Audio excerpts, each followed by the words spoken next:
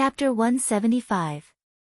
With regards to Chifeng's problem, Silen still valued it quite a bit. Previously, he had said that he would give Chifeng two choices, a human or a dog. Different choices meant different directions of education and training. Currently, other than his abilities and the innate abilities that came with his genes, Chifeng was practically a blank piece of paper. As for how this blank piece of paper should be developed, Silen would leave the main choice to Chifeng. If Chifeng regretted his decision in the future, he could only blame himself. Only when he personally made the decision would it have any meaning to spur him on. Chifeng learned very quickly on his own. His IQ was there, and the genes that he inherited and the development of his brain had given him quite a bit of talent. This was something that not many people were born with. With a high starting point, even if he started slowly, he would be able to catch up very quickly. Man or dog? Hui Mao squatted at a high place and looked down at Chifeng, who was talking to the intelligent learning device. Regarding the direction that Chifeng had chosen to develop as a man or a dog, Hui Mao was actually not very interested. From the perspective of a cyborg, there was no difference between a man or a beast to him. Anyway, as long as he had Silen by his side, it would be fine. As for whether the others were human or beast, or whether they were neither human nor beast, it did not matter to him at all. In fact, previously, Chifeng did not really understand why Silen wanted him to make such a decision. However, after understanding the different life trajectories of humans and dogs, Chifeng resolutely chose a human. Dogs were tamed and loyal, while humans were independent. The reason why Silen had decided to bring Chifeng along was because Chifeng was different from other Cerberus, independent, nature, and not stubbornly carrying the twisted responsibility of a guard dog of hell, and abiding by it. Although Silen had expected Chifeng to choose a human, when Chifeng had made his decision, he was actually a lot happier. Since Chifeng had chosen human, then the next step would be to teach Chifeng according to the standard of human. Silen told Scarlet Wind to walk on two legs instead of using both hands and feet. He also learned to use his hands when he was eating. Right now, Scarlet Wind wasn't used to using his claws, no, his hands yet. Sometimes, his fingers were too stiff, and while they were agile when tearing prey apart, it was a different story when it came to using tools. In fact, he had even broken a lot of tools due to his poor grasp of strength. However, Silen didn't mind. After so many years, he had to get used to it. Fortunately, Chifeng often saw Silen Halong's movements and learned quickly. Although he wasn't used to walking on two legs and couldn't run quickly, he could still walk a little. Some of the fur on his body was shaved as well. He couldn't put it on Chifeng before his fur had fully grown. The fur on this little guy's body was too thick. After all, he had canine genes. Although it wasn't as obvious as a real dog, compared to a normal human, the fur was still a little conspicuous. After shaving his face, hands, and other places, he trimmed the tuft of fur on his head and put on his clothes. However, if one ignored his ears that were slightly sharper than a normal person's and that furry tail behind him, he looked no different from a normal child. On this day, after sleeping for a few days, Lung woke up and circled around Chifeng a few times while clicking his tongue. "I really can't believe that the dog from back then still thinks like that," said Lung, who was sitting at the dining table. There was a small dining table with 4 seats. Chifeng used a spoon to dig at the food in his bowl. His long fingernails had long since retracted into his fingers. Together with his grinning child's face, he looked quite harmless.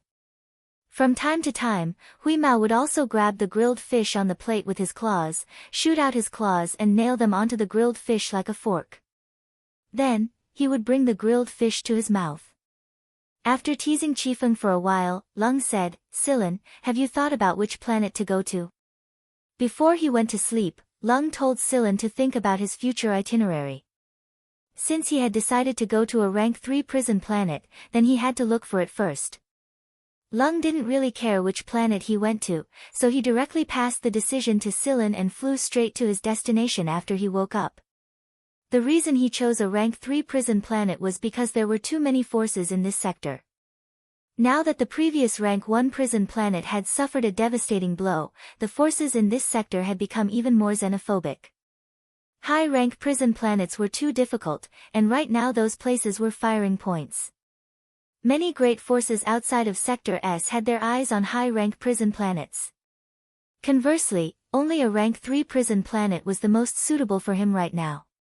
If he didn't feel satisfied when the time came, then he could try out a high-rank prison planet depending on the situation. However, those places weren't places where he could just cause trouble as he pleased. Bravery didn't mean that he would look for trouble for himself. Since he had to make a choice, Sillin didn't like to be too careless.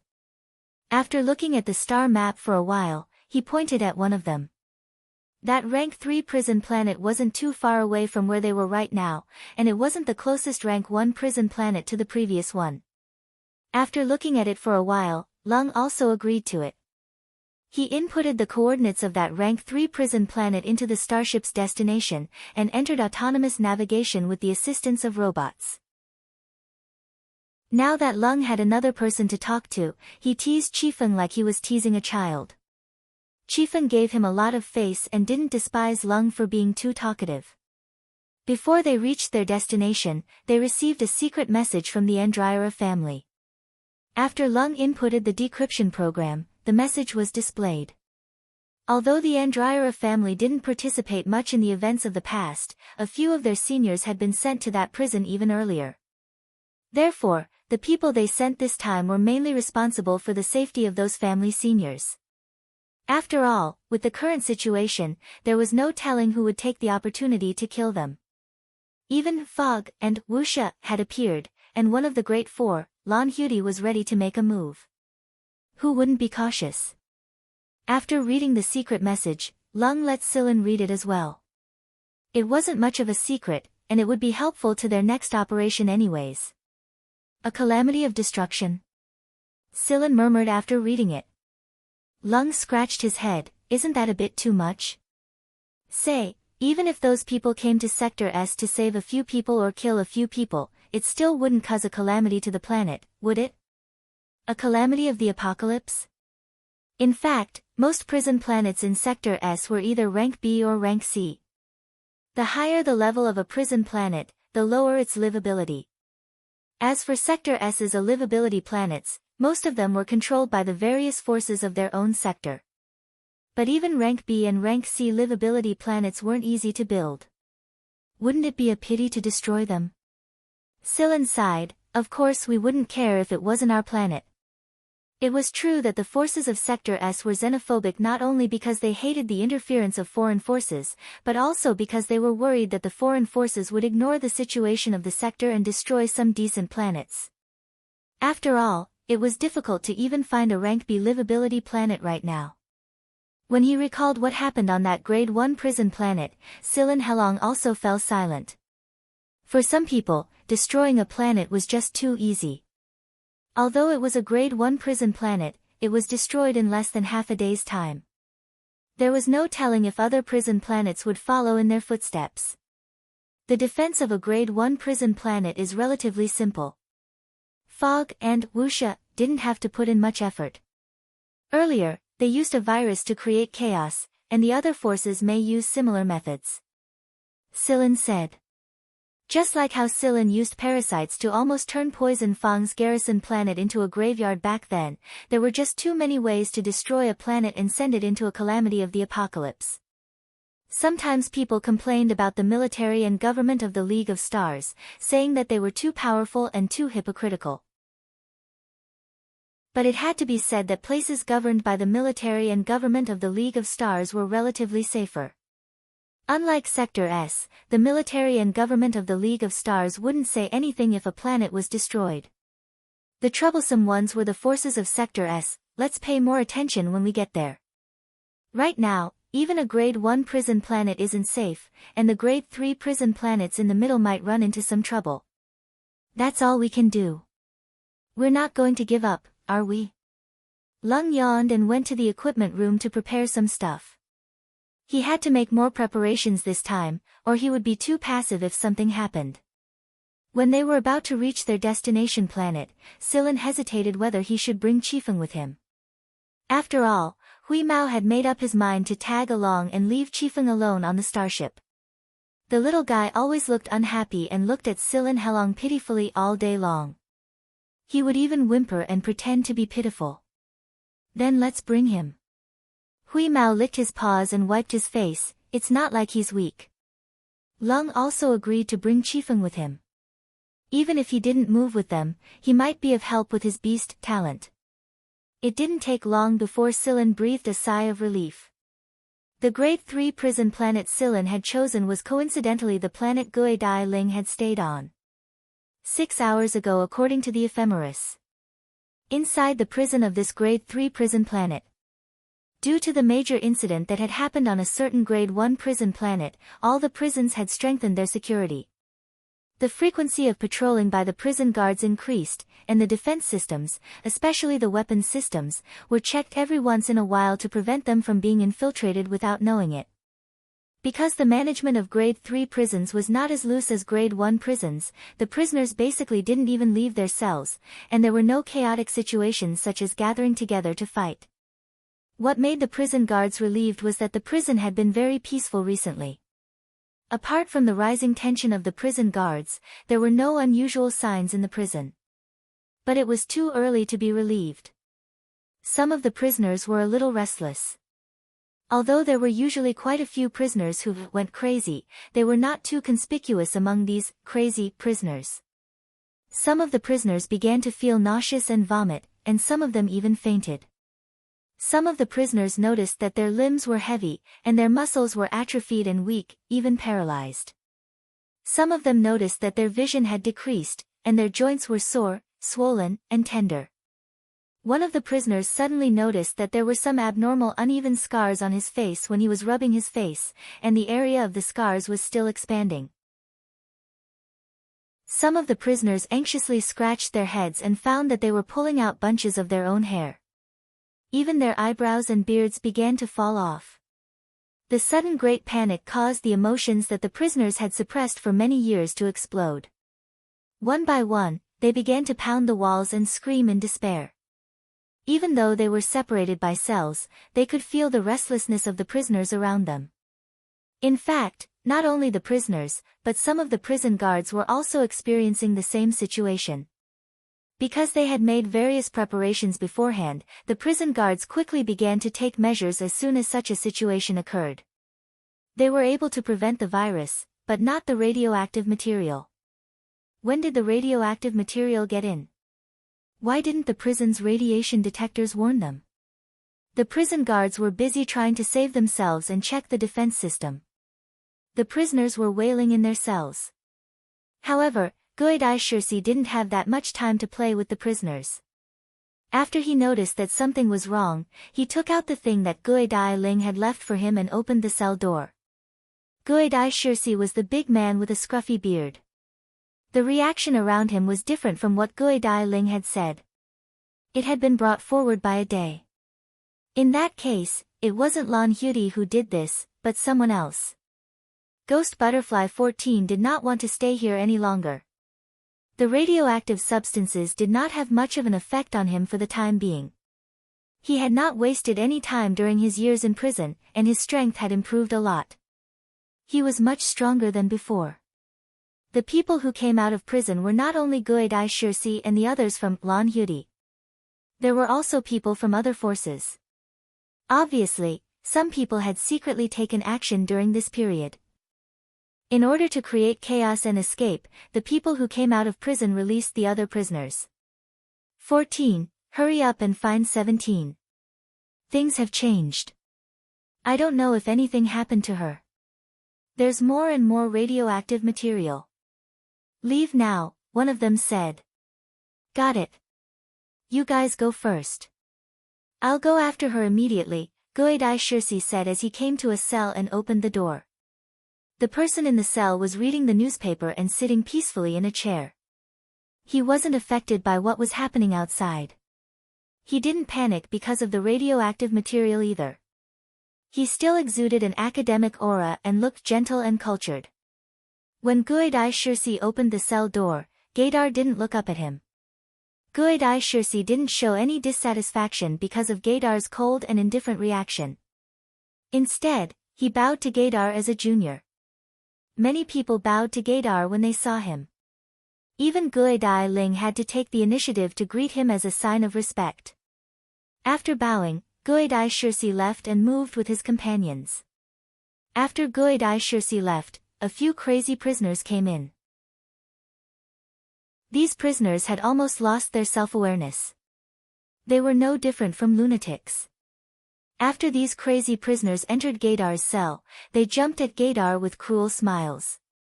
Pft pft. The two prisoners who came in directly fell to the ground. They didn't have any wounds, but if someone came to examine them, they would find that their hearts were broken. Throughout the whole process, Gaidar's actions didn't change. He drank the water in the cup and put down the teacup. The old newspaper in his hand flashed with old images from more than 10 years ago. After neatly folding the old newspaper and putting it on the table, Gaidar patted his pants and slowly walked out of the cell. The prisoners crowded around him were forcibly pushed away by a force. Those who were too persistent were directly obliterated. The cell's defense system had been paralyzed. Although the prison guards and technicians tried their best to stop it, it was still in vain. The surrounding surveillance cameras didn't need Gaidar to deal with them. They were already useless. Before walking out of the cell, Gaidar looked at a corner. There was an invisible person there, but it wasn't Guidai Ling. When the man saw Gaidar looking over, he expressed that he didn't mean to offend him. His whole body tensed up. He was a little shocked when he saw Gaidar just now, but he couldn't care less now. He hurriedly made his stance clear. Gaidar was in a good mood, so he ignored him and walked out of the cell. Interesting, these fellows who had been dormant for many years have come out. The prison guards were busy dealing with the escaped prisoners. They had made preparations beforehand, so they weren't completely powerless. Explosions came from many parts of the prison. The prisoners of a level 3 prison weren't completely fearless against bullets, and many of them had already died on the ground. When Silan and the others arrived at the vicinity of their destination planet, they discovered that something was wrong with the planet. It seemed like there was a problem with the orbiting satellites as well. At the very least, after Lung tried to send out a signal, there was no response. What do we do? It seems that the riot inside has begun. Lung said. Before he came to Sector S, Lung had been preparing to cause some disturbance. But after he arrived, he discovered that he didn't need to do anything at all. Someone smarter had already done it in advance. Silan didn't say anything. Instead, he looked at the satellites orbiting the planet. He couldn't help but feel that something was going to happen on these satellites. Lung brought up the detection device and scan image. The energy waves on the planet were already very wide, and it wasn't just inside the prison. There were energy waves outside the prison as well, and there were a lot of crossfire going on. The escaped prisoners were also in conflict with each other, so it wasn't unusual for them to take out a thorn in their side. Looking at the image on the screen, and just as Lung was about to say something, Silan pointed at the satellites outside.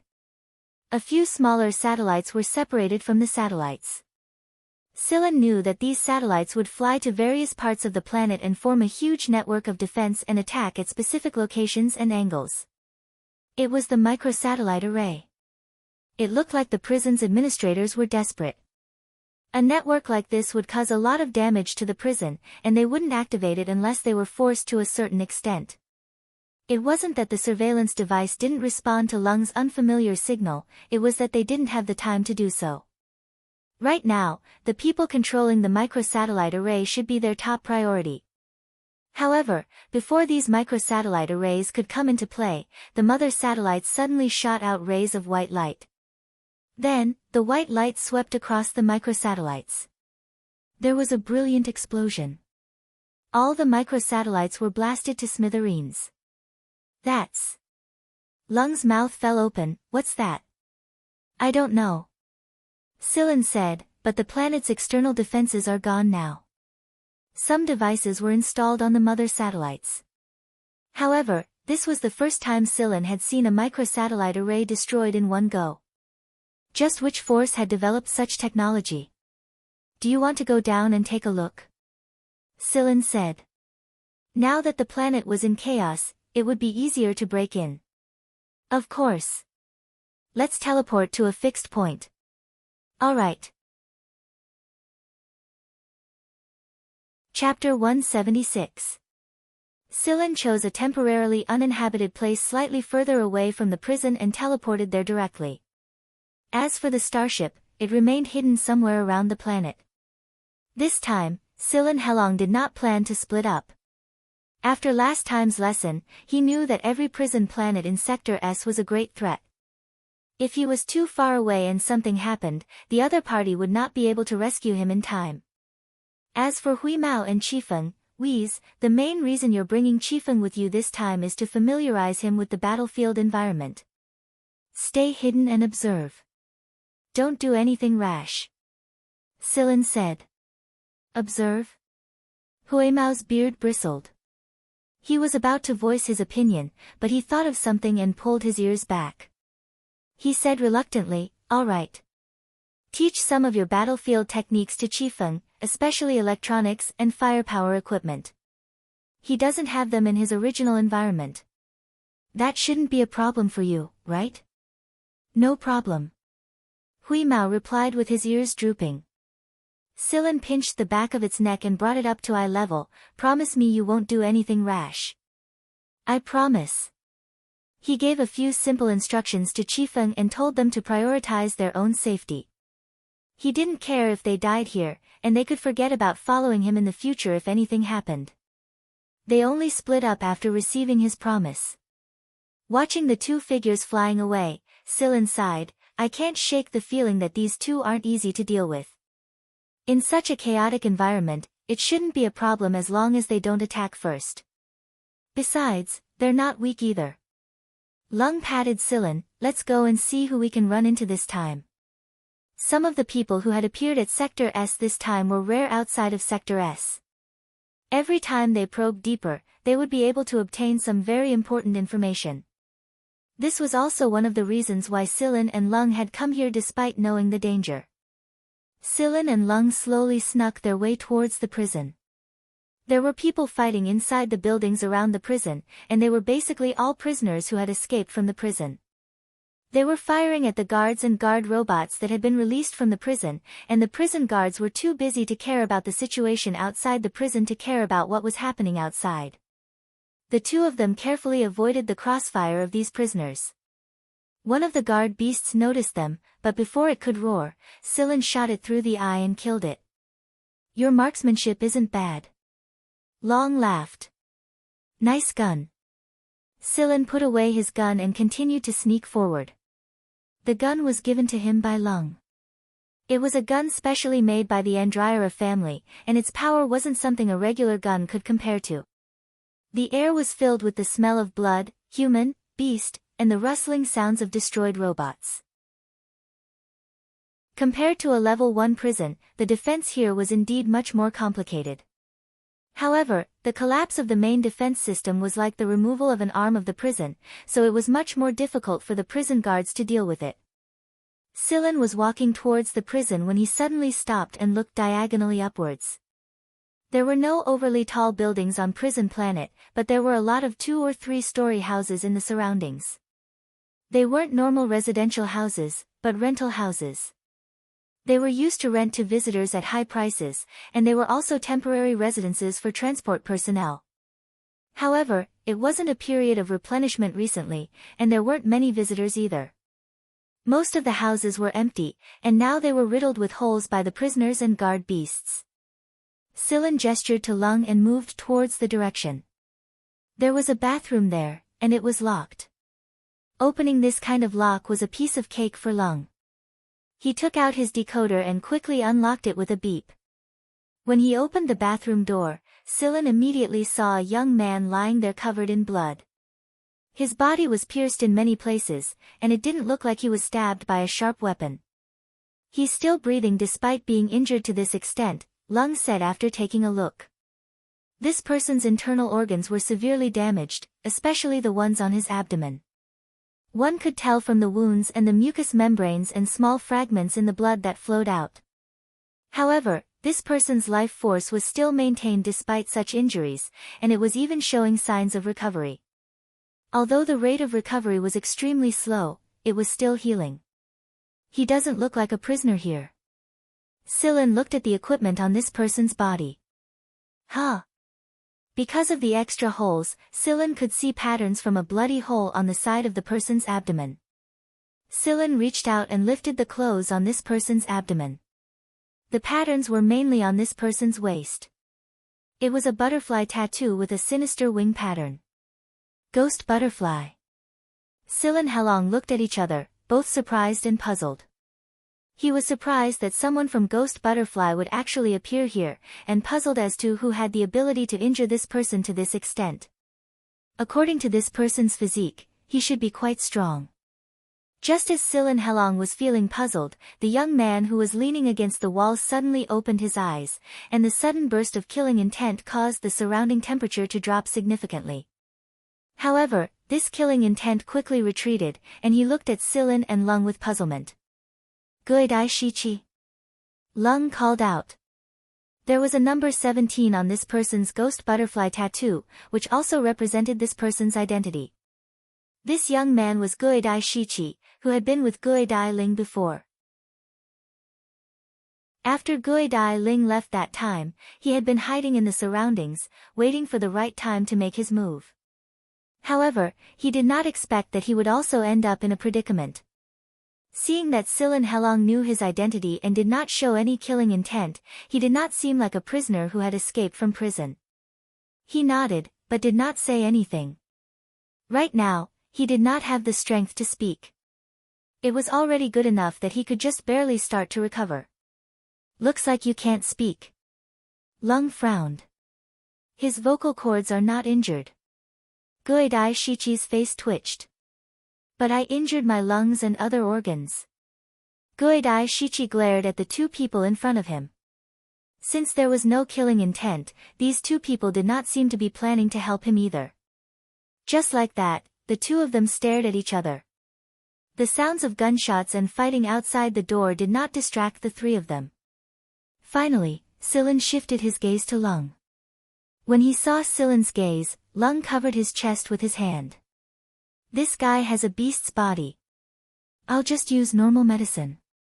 High-grade medicine is too wasteful. Alright, I'll use my normal medicine. Sillin squatted down and looked at Guidai Shichi. Let's make a deal. I'll give you stimulant medicine that can stimulate your recovery ability, but you have to write an IOU. 1 bottle of medicine for 1 million, and you can also tell us about the situation here. How about that? If you agree, just nod. Guidai Shichi's expression was a little stiff. 1 bottle of normal stimulant medicine for 1 million? What kind of scam was this? But now, Guidai Shichi had no other choice. His life was at stake here, and the situation outside was chaotic. If he did not meet 14 and the others, he would definitely die at this rate of recovery. Guidai Shichi's already pale face from blood loss became even paler. He gritted his teeth and nodded. When I recover, I'll beat you guys to death. Sillin rummaged around and took out a bottle of medicine. Although it's small, the effect is not bad. Looking at the small thing in Sillin's hand, Guidai Shichi wanted to kill himself. Wasn't a normal stimulant medicine 1 milliliter per bottle? When did it become 10 milliliters? Although this medicine was too small, the effect was not bad. After taking the medicine, Guidai Shichi's recovery speed increased significantly. 2 minutes later, the wound had already scabbed. Lung could not help but sigh. As expected of a beast. Guidai Shichi rolled his eyes at them. He stood up and took a deep breath, feeling much better. All my equipment is destroyed, and I don't have 1 million now. How do you call me? How do I contact you? I'll send it to you when the time comes. I was going to write an IOU, but there's no need for that now. Anyway, With your identity as Guidai Shichi, I believe your Lan Hyuri should be trustworthy. After all, it's one of the big four. Silin said with a, I'm very tolerant, look. He also threw a nutrient pill to him. The stimulant recovery was too forceful, so he needed to replenish it. Thanks. He took it and swallowed it. It was really too forceful now. You're welcome. 100,000. Guidai Shichi's eyelids twitched. Can I spit it out? When he saw Silin Helong looking at him as if he was an idiot, Guidai Shichi felt that his intelligence had deteriorated after the injury. Since there were fewer people outside, Guidai Shichi told them what happened to him.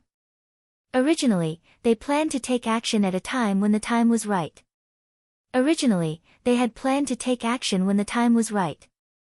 Once the time was up, the people in the prison would be able to come out, and Ghost Butterfly 17 would be waiting for them outside. According to the plan, there would not be too much of a commotion, but the sudden chaos had completely messed up the original plan. After receiving news from Ghost Butterfly 14 in the prison, Ghost Butterfly 17 was about to go and help him, but he ran into someone and was beaten to this state. Some of his equipment was also destroyed, and if he had not escaped quickly, he would have died. After escaping here, he hid in this bathroom. Who hurt you? Silin asked. I don't know. He's invisible, and he's very strong, Guidai Shichi answered. Lan Hyuri's people are actually only locked up in a level 3 prison. Lung said while rubbing his chin. Guidai Shichi obviously didn't want to continue talking about this. He was much more energetic now. After wiping away the traces in the bathroom, he said that he was going to find his companions and then left. By the way, let me tell you something. Before leaving, Guidai Shichi said, there's a big shot in this level 3 prison. I think he's coming out now. Be careful, don't offend him. Who? Silin Helong looked at Guidai Shichi. Hunting Knife Gaidar. After separating from Guidai Shichi, Silin Helong found a relatively secluded place to stop and ponder over Guidai Shichi's words. What are you thinking about? Lung asked. There's no blood, Silin said. Huh? Do you remember when we went to look for him? There was no blood on the ground. His wounds didn't bleed when he escaped, but only started bleeding in the bathroom. This means that he can control the bleeding. The bathroom's entrance has also been treated, and there are other scents that cover up the smell of blood.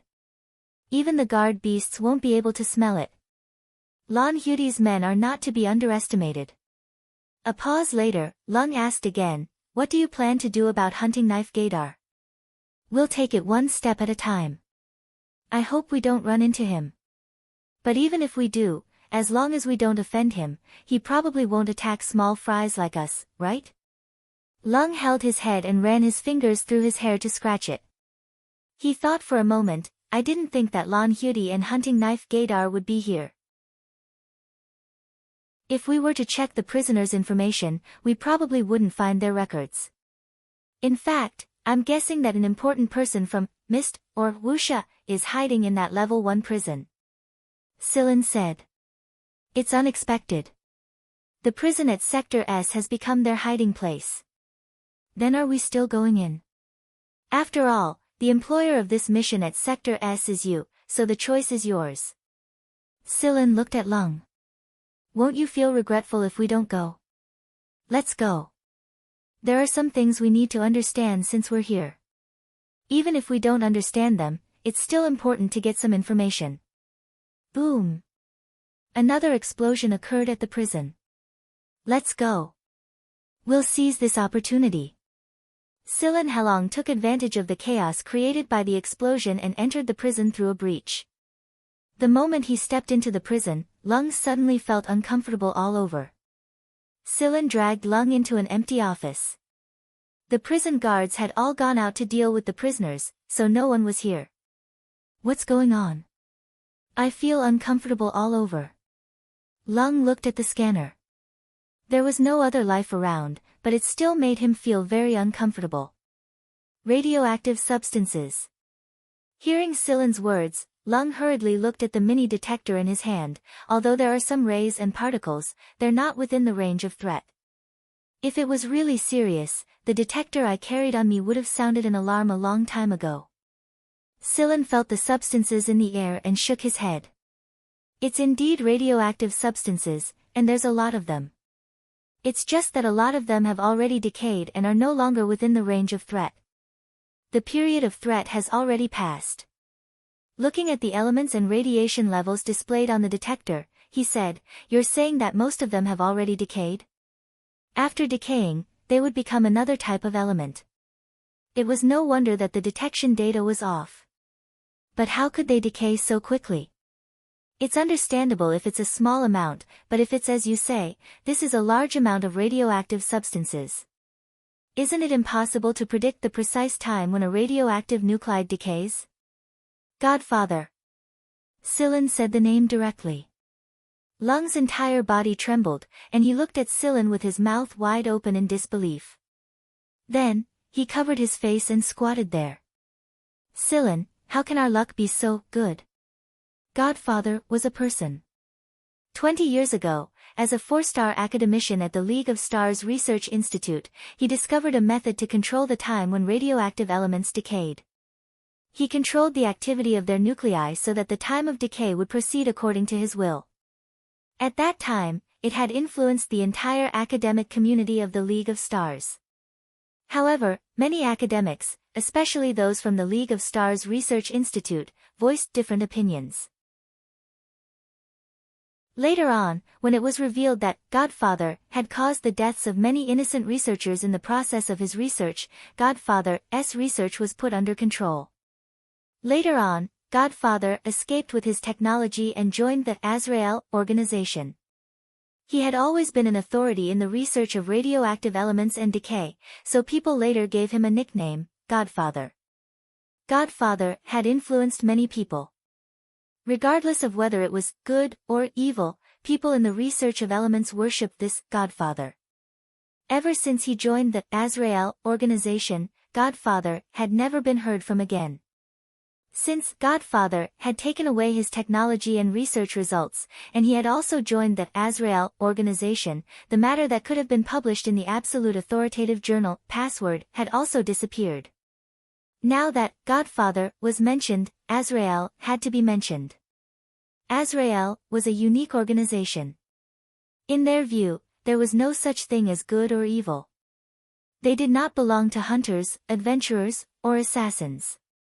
Although they were officially classified as a threatening group, they still had many supporters in the League of Stars. The reason for this was their strength, absolute strength. The average combat power of Lon Hudi's people was the highest in the hunter group, but if compared to the people of Azrael, they would have to admit defeat. However, not everyone in Azrael had strong individual combat power. For example, Godfather was more inclined towards academics, so his combat power was not high. Generally speaking, everyone in Azrael had the absolute right to speak in the fields they were familiar with. It was just that they showed this right to speak in their actions. Elemental decay, system intrusion, defense destruction, and unknown combat power. Compared to Mist and Wuxia, Azrael was more of a headache for the government and the military. At least, Mist and Wuxia were purer. They were an assassin organization, but Azrael was not necessarily the same. They could play the role of assassins, hunters, and academics. However, in the past few years, Azrael had very few activities. Sillin's generation and their parents' generation only heard about their past stories. Azrael only lived in legends. But now, yes, it must be Azrael. The instant destruction of the microsatellite array was probably done by them, Sillin sighed. Ever since he became interested, he sighed a lot more. Why would Azrael come here? Who knows? Just like how no one would have expected Mist and Wuxia to appear in a mere level 1 prison, people who should have appeared on a level 5 prison planet have all appeared in unexpected places. Sillin sent a message to Huimao. Since the situation on this planet was even more complicated, Sillin had to remind them again. Huimao replied very quickly. They had found a warehouse stocked with food. There were still some fresh goods, and they were currently eating. Seeing Huemao's reply, the corner of Lung's mouth twitched. Whatever, this trip won't be in vain. Adjusting the parameters of the micromonitor, Lung said, let's go loot in the chaos. Loot what? Energy blocks. Maintaining the defense of a level 3 prison consumed a lot of energy. Compared to a level 1 prison, it consumed more energy, so the storage was correspondingly larger. There's not much fresh goods on the starship. After we get the energy blocks, we'll go to Wheeze to buy food. That way, if anything happens later, it'll be hard to find food. Nutrient pills really tasted bad. Lung definitely did not want to live that kind of life. After making up his plan and expanding his scan to obtain the layout of the prison and choosing his route, Silin Helong went straight to the energy block storage room. The strange thing was, the closer he got to the energy block storage room, the fewer people he met. This was because many of the people who made it here alive had died. There were many dead people lying in the passageway leading to the energy block storage room, but there were no fatal wounds on their bodies. All the wounds that could be seen were caused by them fighting each other. Chapter 177. Logically speaking, the defenses of the energy storage room should be quite good. Apart from the prison's internal main defense system, due to the fact that the energy storage room's potential instability was rather high, apart from the special storage room to prevent energy leakage, there was also a separate defense system. One had to understand that if a large number of energy blocks became unstable due to some unknown factor, once it exploded, a large half of the prison would be destroyed. However, in this passageway leading to the energy storage room, there weren't any defensive robots to be seen. The area where the energy storage room was located belonged to a high radiation zone, so there were usually designated robot sentries. However, apart from the dead prisoners lying on the ground, there wasn't a single robot sentries to be seen. Lung looked at the display on the life scanner, and then shook his head at Silin, indicating that there weren't any other life forms detected in this area for now. No other life forms? Looking at the state of the prisoners on the ground, it didn't seem like the work of robots. After carefully looking around, Silin crouched down, placing his hand on the body of a prisoner who was already dead, but didn't have any injuries on the surface of his body. Heart shattered. Silin said in a low voice. He then looked at a few other prisoners who also didn't have any injuries on the surface of their bodies, their conditions the same as this one. Most of the prisoners in this passageway died like this. It wasn't the work of robots, but humans. However, what Silin Helong was confused about was, who had the ability to easily shatter the hearts of these prisoners without harming their bodies. Was it someone from Azrael? Or was it someone else? Silin Helong walked towards the energy storage room even more carefully. He couldn't just blindly trust the life scanner. Sometimes, even machines could lie. The door to the energy storage room was open, and there were no signs of forced entry. The thick custom-made cabin door was open very obediently, and at the same time, there were some energy fluctuations coming from the energy storage room. These energy fluctuations weren't that great, and could even be said to be quite docile. However, it was precisely because of this that Silin Helong became even more nervous. There were only docile energy fluctuations inside the energy storage room, no other activity, not even human breathing. Was it really a robot? Silin Helong arrived near the door, but didn't enter immediately.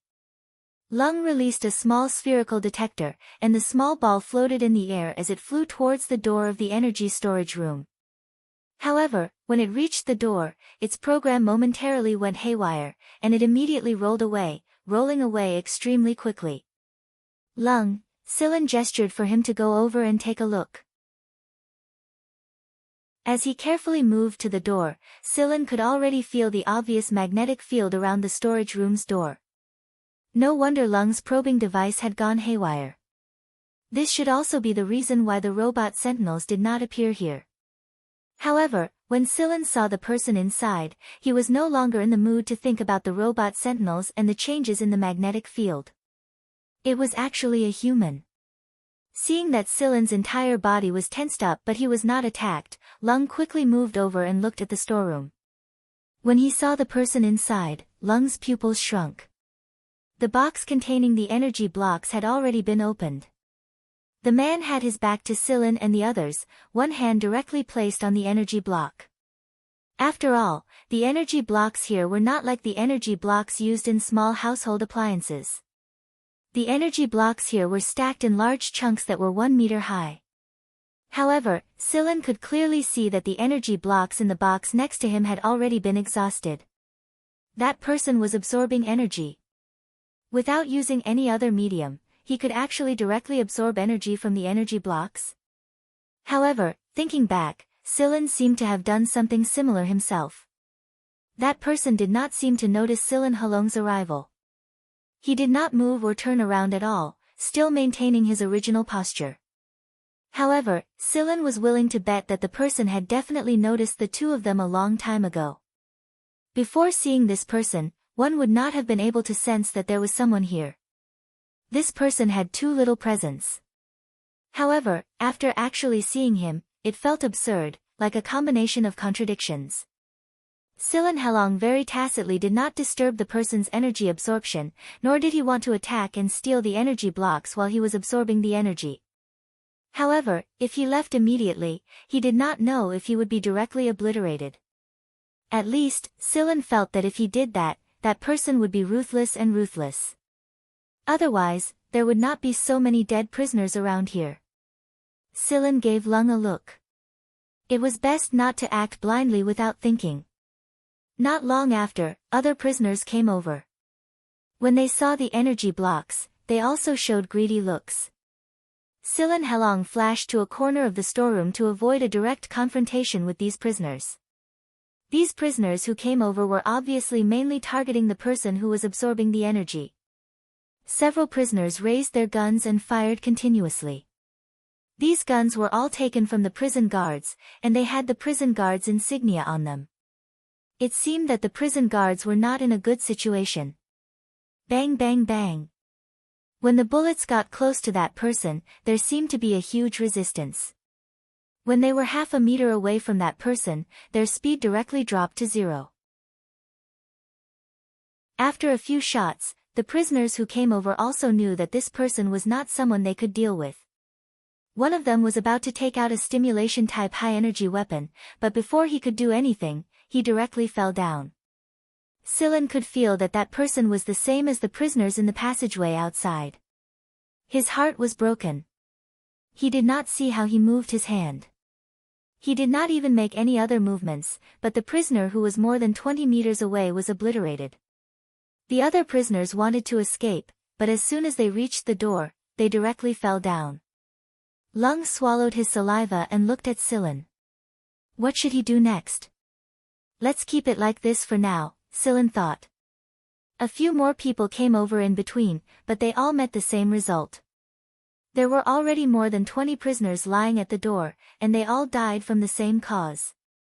5 minutes later, the energy waves gradually calmed down. He was calm and unhurried. The energy blocks in the box were already dim. The person withdrew his hand and turned around to look at Silen and Lung. There was no killing intent, no malicious intent. He even had a faint smile on his face, giving off a cultured and refined feeling. But this was the person who had killed so many people without making a sound. When he was watched by that person's somewhat polite and amiable eyes with a faint smile, Silen Halong only felt all the hairs on his body stand up. The more he was like this, the more dangerous he was. Lung had already directly classified this person as a freak. This type of person who had an absolutely twisted temperament on the outside and inside was a freak among freaks, not to mention that this freak was the type who killed while smiling. Those prisoners probably didn't even feel this person's killing intent when they died, right? Gaydar looked at the two little fellows not too far away. From Gaydar's point of view, this was how he saw it. Little fellows around 20 years old. He had noticed Silen Halong a long time ago. The passageway around the storage room extended outwards, and the bottom, top, and sides of the passageway were all covered in a layer of electric charge. As long as someone entered this area, Gaydar would be able to sense it. He could even sense the strength of the intruder through these electric charges. Towards Silin Helong, Gaydar was rather curious. He didn't immediately make his move, and instead observed the two's reactions while absorbing the energy. It was quite obvious that these two's reactions didn't provoke Gaydar's killing intent. "Who are you two little fellows?" Gaydar asked. Even his voice was gentle. "Little fellow," Silin Helong roared. Silin roared. Could it be that this person in front of him was a very old monster? In reality, Gaydar only looked to be close to middle-aged, and the sudden mention of "little fellow" made Silin Helong's face twitch a bit. Silin suddenly thought of that awkward teacher. Back then, old Mo had even called him a "little doll." Now that he thought about it, this person in front of him should be around 100 years old, right? "Ahem, hello, my name is Lung." Lung bowed respectfully and said. The etiquette of handing Brzett over to him was quite good, and his salute was very standard. He didn't directly announce his surname, as there were still many people who couldn't stand Andryra's family. "Looking at you as a greeting, you should be from some great family, right?" Gaydar said. At the same time, he returned a matching greeting, looking much more gentlemanly than Lung. Lung's face twitched again, exposing himself with a greeting. Yes, my full name is Andryra Lung." He didn't lie. Lung felt that with his ability, lying would definitely be seen through, and this was an old monster in front of him. "Oh, so you're the descendant of that old fox." Lung sighed inwardly. "My dear grandpa, your name as a fox is really well known." However, Lung heaved a sigh of relief. At least the moment the other heard Andryra's name, Lung didn't feel any malice. "Not bad, you have a better future than your old man." Gaydar commented, and then looked at Silin. "My name is Yuan Silin." He didn't bow like Lung did, but just a normal greeting a junior would greet an elder. Lung glanced at Silin and thought, when did your surname become Yuan? You're a hunter. Gaydar could tell from Silin's greeting that he was a hunter. Yes. Lone traveler. Or hunter regiment. Hunter regiment, Vanguard Hunter Regiment. Gaydar nodded, not seeming to have any other thoughts. However, Gaydar's reaction made Silin a little disappointed. He had purposely mentioned the surname, Yuan, just to see how the person in front of him would react to the surname, but the result was a little disappointing. After looking at Silin Helong, Gaydar waved his hand, and two large boxes containing energy blocks a few meters away moved to Silin Helong and said, "You can take these two with you. I'll take the rest." Seeing that the other party didn't seem to have any intention to pursue the matter, Silin Helong heaved a sigh of relief. Giving them 2 boxes of energy blocks was already giving him enough face. After thanking Gaydar, Lung stored the 2 energy blocks into the subspace container in his hand. The energy blocks couldn't be kept in the subspace for long. They had to be taken out once they returned to the starship to prevent the energy from clashing and causing the subspace to collapse. "When you return, say hello to that old fox Focus and that old fellow Ji Feng for me," Gaydar said. Focus, Lung's grandfather, had a lot of influence in the League of Stars. His influence included the business, political, and military circles. As for Ji Feng, he was the head of the Vanguard Hunter Regiment, one of the 6 stars of hunting, and a star hunter. If Gaydar had only mentioned Focus, Silin Helong wouldn't have been so shocked. After all, Focus had a wide range of activities, and there were many people who knew or had dealings with Focus. However, Ji Feng was different. To be able to say Ji Feng's name directly and talk about a star hunter in such a tone, then this person, Gaydar. Silin looked at Gaydar and said, "Are you senior hunting knife Gaydar?" Gaydar didn't object to being addressed as a senior by a hunter. He waved his hand and let Silin Helong leave. "You guys still have a whole hour. After an hour, Azrael's star web will be activated. By then, you guys won't be able to survive with your strength." Star web. Although they knew that Azrael's men were here, what was the star web? Gaydar didn't explain much. You guys will know when the time comes. This is Azrael's experiment. After saying that, Gaydar turned around and ignored Silin Halong. He continued to open a box and absorb energy. Silin shot Lung a look. Let's leave first. After leaving the energy storage room, Silin Halong didn't dwell on those unsolved mysteries and rushed towards Huimao. According to the plan, he would be able to reach the warehouse there in 10 minutes. After collecting the food, he would leave and return to the starship. If everything went according to plan, he still had time. This time, Silin Halong didn't deliberately hide himself. Instead, he sped up. There weren't many people in the passage leading to the warehouse. If Silin Halong took the time to investigate carefully, he would realize that there weren't many people left in the prison. They had all gone outside. When they passed by a fork in the road, Silin saw a person leaning against the fork. Yes, he saw him. He definitely saw him. Even though he knew that the person was invisible, Silin could still see him. He couldn't see his face clearly. It was just a blurry outline. When Silin Halong ran over, the person only looked at them. He didn't have any intention of attacking. Even though he knew that Silin could see him, he didn't seem to want to attack. He just watched as Silin Halong ran past him. After Silin Halong ran far away, the person chuckled. This generation of youngsters is really interesting. Compared to Guidai Shichi, the person felt that the two who just ran past him were more interesting. Both of them could clearly see him, but neither of them took the initiative to attack like Guidai Shichi. However, they were quite vigilant, still guarding against him even after running so far away. After leaving the fork, Lung said as he ran. There was someone at the fork just now. I know, but he didn't seem to have any intention of attacking. He was the one who injured Guidai Shichi, wasn't he? Even if it wasn't him, it must be his companion. It's Azrael's man. Luckily, he didn't have any intention of attacking just now. Otherwise, the two of us wouldn't have it easy.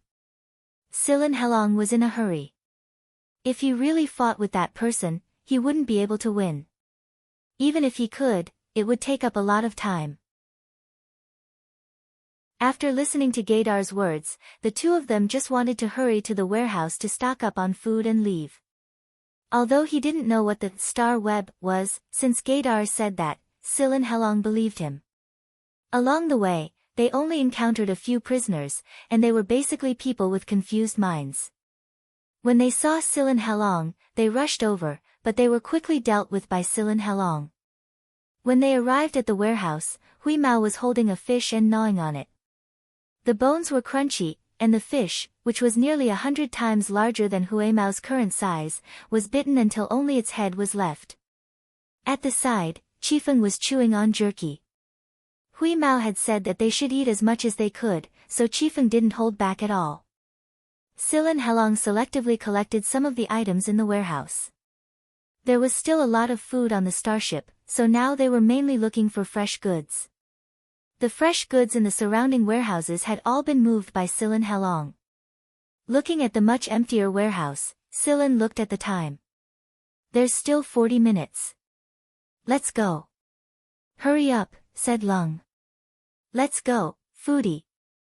Silin turned around and called out to Qifeng and Huimao. Seeing that Silin, Lung, and Qifeng had all moved out, Huimao picked up the half-eaten fish head and ran out. Even though half of the fish head had been eaten, it was still much larger than Huimao's current body size, especially since half of the fish head had been bitten off. The pharynx and sharp teeth in its mouth were all exposed, and when Huimao ran with it in his mouth, those teeth looked rather hideous as they moved. What Silin admired the most was this foodie's ability to eat while running. As they ran, the remaining half of the fish head was completely devoured. Because he still wasn't very familiar with running, after running a few steps with his legs, Qifeng used his limbs again, or else he wouldn't be able to catch up to Silin and the others. There were many more people outside the prison, and when Silin and the others ran out, they encountered quite a bit of resistance. Some came from the prison guards, and some came from the prisoners. When Chifeng encountered these people who clearly carried malice and killing intent, he immediately transformed from a obedient baby into a wild beast. Just like when he was hunting prey on his original planet, his deep claws and powerful strength directly tore a person to shreds, making Lung's stomach twitch. Hui Mao, on the other hand, was much more restrained. He only left a few deep paw prints on the faces of those people. Silen said that they were in a hurry, and that he had just eaten his fill. He just wanted to sleep now. The good thing was that this kind of resistance wasn't constant. The main point of the exchange of fire was at the port, where carrier aircrafts and other things were parked. The prisoners wanted to snatch one and leave, but the warning party definitely wouldn't allow it. The two sides fought fiercely there. The place Silen and the others chose was far away from the port. After arriving at a place where there was temporarily no one, Lung took out a panel on his arm and controlled it remotely. At the same time, the starship's robot controlled the starship to fly over, and after locating Silen and the others, they were teleported back to the starship. After returning to the starship didn't immediately leave the planet. It still maintained its invisible state and watched from afar. After putting the energy blocks into the storage room and the food into the warehouse, Silen Helong looked at the image displayed on the screen in the control room. Looking at the time, there were still 2 minutes left. The lucky prisoners snatched aircrafts and flew out of the planet. The satellite protection network on the periphery of the planet had long been paralyzed, so these aircrafts could come and go as they pleased. Perhaps these lucky prisoners didn't expect what would happen on the planet next, right? Exactly 1 hour later, some lightning-like rays of light suddenly appeared on the periphery of the planet, forming a net that enveloped the entire planet. Is this the galactic web? Chapter 178. The gigantic electro-optical network enveloped the entire planet. Although there were many gaps between these electro-optical networks, not a single spaceship could be seen passing through the gaps. Many spaceships gradually lost control and crashed or exploded when they got close to this network. The energy propulsion equipment in the spaceships lost stability due to the images from these networks, and in serious cases, exploded directly. Some of the spaceships that had just taken flight did not approach the network when they saw what had happened in front of them. Instead, they turned on their weapons and opened fire at the network. However, after the missiles that came into contact with the optical network exploded, the network remained intact.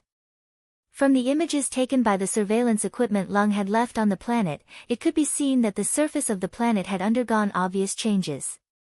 The struggle between the prisoners and the prison guards had stopped, but what followed was an even bigger problem. There was a layer of electricity flashing on the surface of the metal barricades and walls.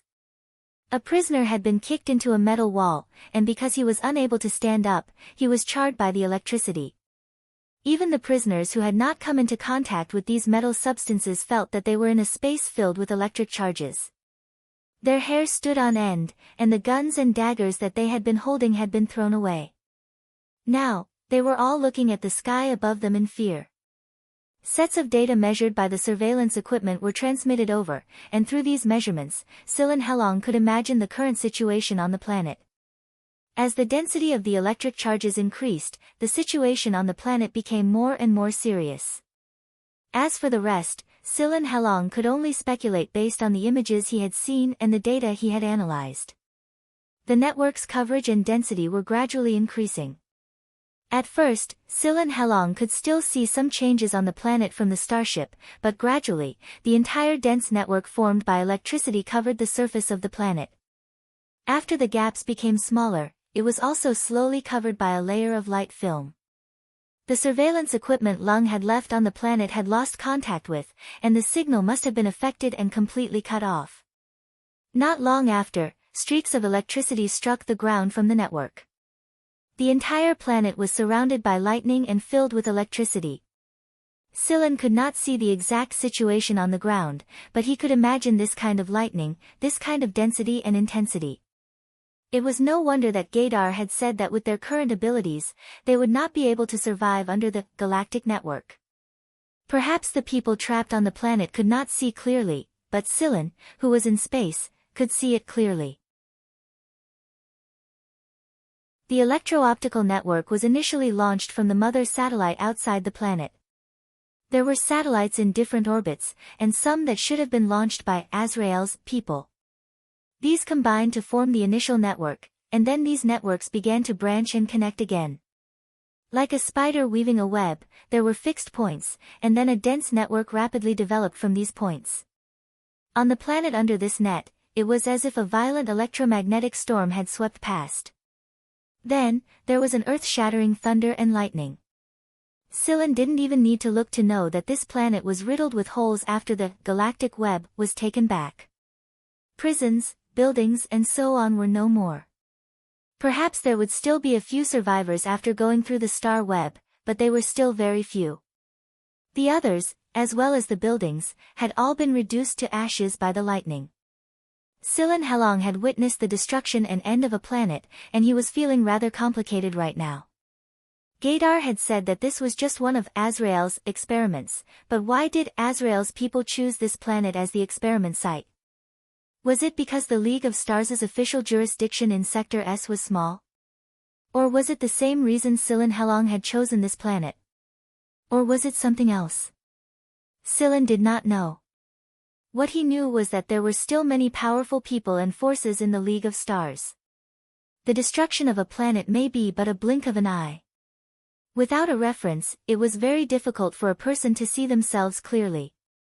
Perhaps after 50 years, too many people had forgotten the once famous forces and people. The once familiar names lived in the past era. 50 years had passed, and the new generation had grown up in an environment without them. Then, when these old forces resurfaced, could the new generation continue to fight under such pressure? Fog, Wuxia, Azrael, none of them were inferior to the 4 great hunter regiments, be it in technique or individual combat power. After this incident at Sector S, the League of Stars would usher in a brand new era, an era where challenges and opportunities coexisted. Let's go. Lung let out a long sigh and started operating on the control panel. Silin nodded. There was no point in staying here any longer. There was no telling how long the star web would last, and no one knew what Azrael's experiment would be like. Right now, the most important thing for Silin Helong and the others was to stay alive. Right now, they did not have any ability to resist Azrael. The gap between them was too big. The Invisible Man did not want to fight them earlier, but what if he wanted to fight them now?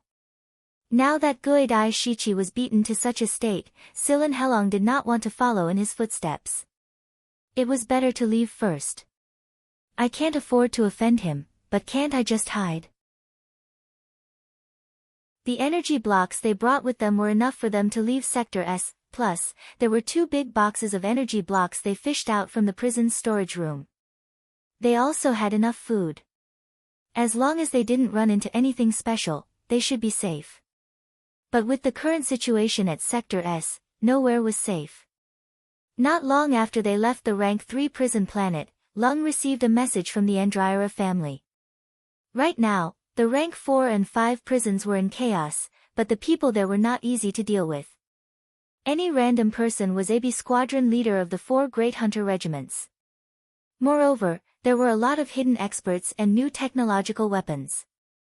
The 4 great hunter regiments, and some hunter regiments that were slightly weaker than the 4 great hunter regiments but were pretty strong in the League of Stars had all appeared. The League of Stars army had also sent a group of people over in secret. There were also assassin organizations, adventurers, and a few big families. On the other hand, the forces of Sector S had stopped their civil war and gathered together to fight against the forces of the outer space. What excited the forces the most was the news of Alilo's cage star map fragment. Silin suspected that these people had guessed that there would be a star map fragment in the first place, which was why they showed up. However, to Silin's surprise, Mist and Wuxia had gone silent ever since they appeared on the Rank 1 prison planet.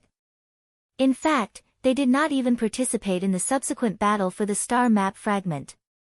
If Silin hadn't experienced the ambush himself, he would never have known that 2 veteran assassin organizations that had kept a low profile for decades had appeared in Sector S. Other than Mist and Wuxia, Azrael, did not participate in the battle for the star map fragment despite his high-profile appearance. I'm guessing that they're not interested in the star map fragment that appeared. They're not interested in all 5 Olillos. Lung said. In the myth of creation, the 5 Olillos locked by God's 5 fingers represented courage, new life, fairyland, reform, and evolution respectively. In reality, the 5 corresponding star maps represented 5 different things. The Olillo who represented courage in the myth of creation was White Knight, in reality. He was an omnipotent energy source that hunters, adventurers, and the military who often traveled the universe desired. The Olillo who represented reform was the tear of God that Lung and the Andryra family needed. So which star map fragment had appeared in Sector S right now? No matter which of the remaining 3 it was, Mist, Wuxia, and Azrael had not interfered. This meant that they were not interested in the star map fragment that had appeared. At the same time, it meant that they all had the star map fragment that they needed. He did not know which category the star map fragment Silan possessed belonged to, but Silan did not have the ability to participate in the current battle.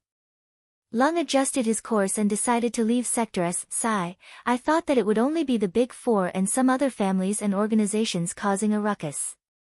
Who would have thought that all the veterans who had kept a low profile for decades would show up? Lung mumbled while lying on the chair. Logically speaking, there shouldn't have been many participants other than the Big Four, some adventurers, and the military. Why is it the dividing line of an era? Silan asked. Lung swirled the wine in his glass and said slowly, I've asked my dear Grandpa Fox before, and he said that it was a coincidence. A coincidence? Yes, a coincidence. Although this is the old man's opinion, it seems that I agree with him now. Every force is cunning as hell, and after that coincidence, they all made plans for the later stages. They are all forces that are adept at lying low. After the veteran forces lay dormant, the former small forces would grow up, and the new forces would inevitably be arrogant and boastful. In reality, these forces may very well collapse at the first blow after the veteran powerhouses break out of the ice. Just wait and see, after we leave this time, certain forces will be purged. Now was not the time to consider whether or not the other forces would purge Silan. After he returned, he, the vice commander, still had to carry the burden. At the very least, he needed to grow up as soon as possible. He was not strong enough yet. Silan's fingers rubbed the leaf pattern. Back then, he was just a passerby, a weak force, and did not know much about the League of Stars. But after he joined Vanguard, took on the burden of the vice commander, and encountered many strong people. However, he still had no clue about the Fuji Gen family on the upper tree. Looking at it from another perspective, Silan still needed to develop himself, see more places, and meet more people. Gaydar did not know about the Gen family, but what about the others? They should know a little about the veteran forces that had existed in the galaxy for hundreds and thousands of years, right? A vice commander was far from enough. He had to enter the core of Vanguard's A squadron in order to come into contact with more information. While they were on their way out of Sector S, both Silan and Lung were making plans. Lung felt much more relaxed after he had made a plan for himself. He was just about to ask the robots to prepare some exquisite food to reward his brain when he looked up and saw the 2 idiots not far away from him. Due to Qifeng's self-study, there were some relaxing songs in the teaching video. They weren't loud, and Qifeng was happily wagging his tail while listening to the songs. Meanwhile, Hui Mao was twisting his fat butt along with the rhythm. Yo, Wheeze, are you dancing? Lung laughed. Hui Mao did not even turn his head and continued to dance. Yeah, you guys are as dull as a rock. If you keep this up, you'll turn into a rock. He was talking about how Lung and Silan had been in low spirits recently because of the things they had experienced earlier. They did not speak much, and Hui Mao looked pretty resentful when he returned. Alright, according to the plan, it won't be long before we get out of here. After we get out of Sector, I'll take you guys out for some entertainment. Lung said generously. No need, you just need to pay us in full. We accompanied you to Sector S for this mission, so the mission will be over after we get out of Sector S, right? Shouldn't you pay us in full soon after the mission is over? Lung raised an eyebrow. You think accompanying me on a trip to Sector S is a vacation? Not only that, you've even picked up a companion who freeloads off me on the starship. Look at that appetite of yours, you eat the most of all fresh food. It's already tens of thousands in total, and you have the nerve to say that. Hui Mao did not care about this. I've read the contract. You said that your basic necessities are covered, and you didn't say anything about limiting your food intake. Remember, the money must arrive as soon as possible, and interest will be added if you don't pay. Lung paused for a moment before saying, Oh Wheeze, come to the Andryra family and help me. Let's go earn some money, a lot of money, and then we'll install a giant aquarium for you. I'll keep all the fish you like inside, and whenever you're hungry, you can fish one out to eat. A big mansion is a must, and it's full of beautiful female cats, and Hui Mao's whiskers were bristling as he turned to glare at Lung and interrupted, How dare you think of me as such a lowly person? The corner of Lung's mouth twitched when he heard this. Do you really think you're that noble, Lord Cat? Coincidentally, Silen had just finished exercising inside the training room and walked into the control room. Lung said to Silen, your cat is one of the best. Silen gave him a, you're the only one who knows look, you haven't seen the best yet. Whenever he thought of that cat and Lycrabe's wild dance at the dance night, Silen couldn't help but feel that this monster's skills were profound. Silen, that kid wants to go back on his word. Hui Mao raised his chin slightly and raised one of his front limbs, pointing a paw at Lung as he spoke. Silen gulped down a bottle of water and replied, then let him go. According to the rules, if he goes back on his word, he'll get compound interest. Without another word, Lung took out a bill and scribbled down a string of numbers, then slammed it against Hui Mao's forehead after he was done. I don't have anything else, but I'm so poor that all I have is money. Hui Mao pulled the bill off with his paw and looked at it carefully. Qifeng also came over to take a look, and Hui Mao even took the opportunity to teach him how to read bills. Reading bills was an ability that Hui Mao had learned when he first met Silen, and it was also something that would affect the cat's entire life. After seeing the numbers on the bill, Hui Mao nodded in satisfaction, and even checked the numbers and the hidden password on the bill in front of Lung. Lung was so angry that he almost spat out a mouthful of blood. This bastard actually doubted the authenticity of the bill. After checking, Hui Mao picked up the bill with his mouth and jumped onto Silen's shoulder. He raised his paw and patted Silen's head. I want to buy fish biscuits after I get the money. Sure, I'll buy it. Silen nodded. Hee hee. Hui Mao happily jumped onto the table again, humming along to the rhythm as he continued to shake his fat butt. Lung walked over and nudged Silen with his elbow. Your cat has become a demon. And a glutton. Silen looked at the cat and laughed. Are you going to develop the 6th division as much as possible after you go back? Lung asked. I'm only the vice captain right now, the captain still does most of the work. I still need to improve my own strength as soon as possible. You've improved pretty fast, kid. Sigh, back in the day, I was the weakest out of the 4 people in our dorm. That C.I. Jincheng kid is actually a guy who hides his abilities. I once competed with him in shooting and lost $1 million. I decided then and there that I'd never compete with him again, it's just like giving him money. Lung complained. Silen kicked Lung, stop bullshitting, you're not much better when it comes to hiding your abilities. Lung did not deny it. Sai, who asked me to be the young master of the Andryra family. Just keep a low profile. Of course. Lung had never revealed his true strength. Outsiders all knew that many of young Master Lung's family's products were high-tech items, and this could be seen from the things he normally used. However, it was precisely these high-tech items that were displayed in front of others that confused people's vision, and hid Lung's true battle strength in a dense fog. Silen knew that Lung was actually very strong, but the guy would not reveal his strength easily unless absolutely necessary. His identity, the identity of the future heir of the Andryra family, was there for all to see. The more he hid, the better his chances of survival would be in the future.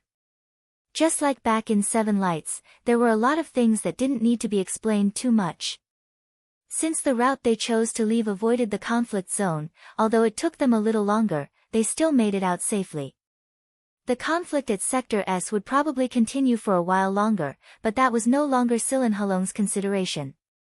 Right now, everyone had their own plans. The spaceplane that was transferred from the starship was robbed, and not the Andryara families. Therefore, after bidding farewell to Lung, Silin led Hui Mao and Qifeng onto the spaceplane and flew out of the starship.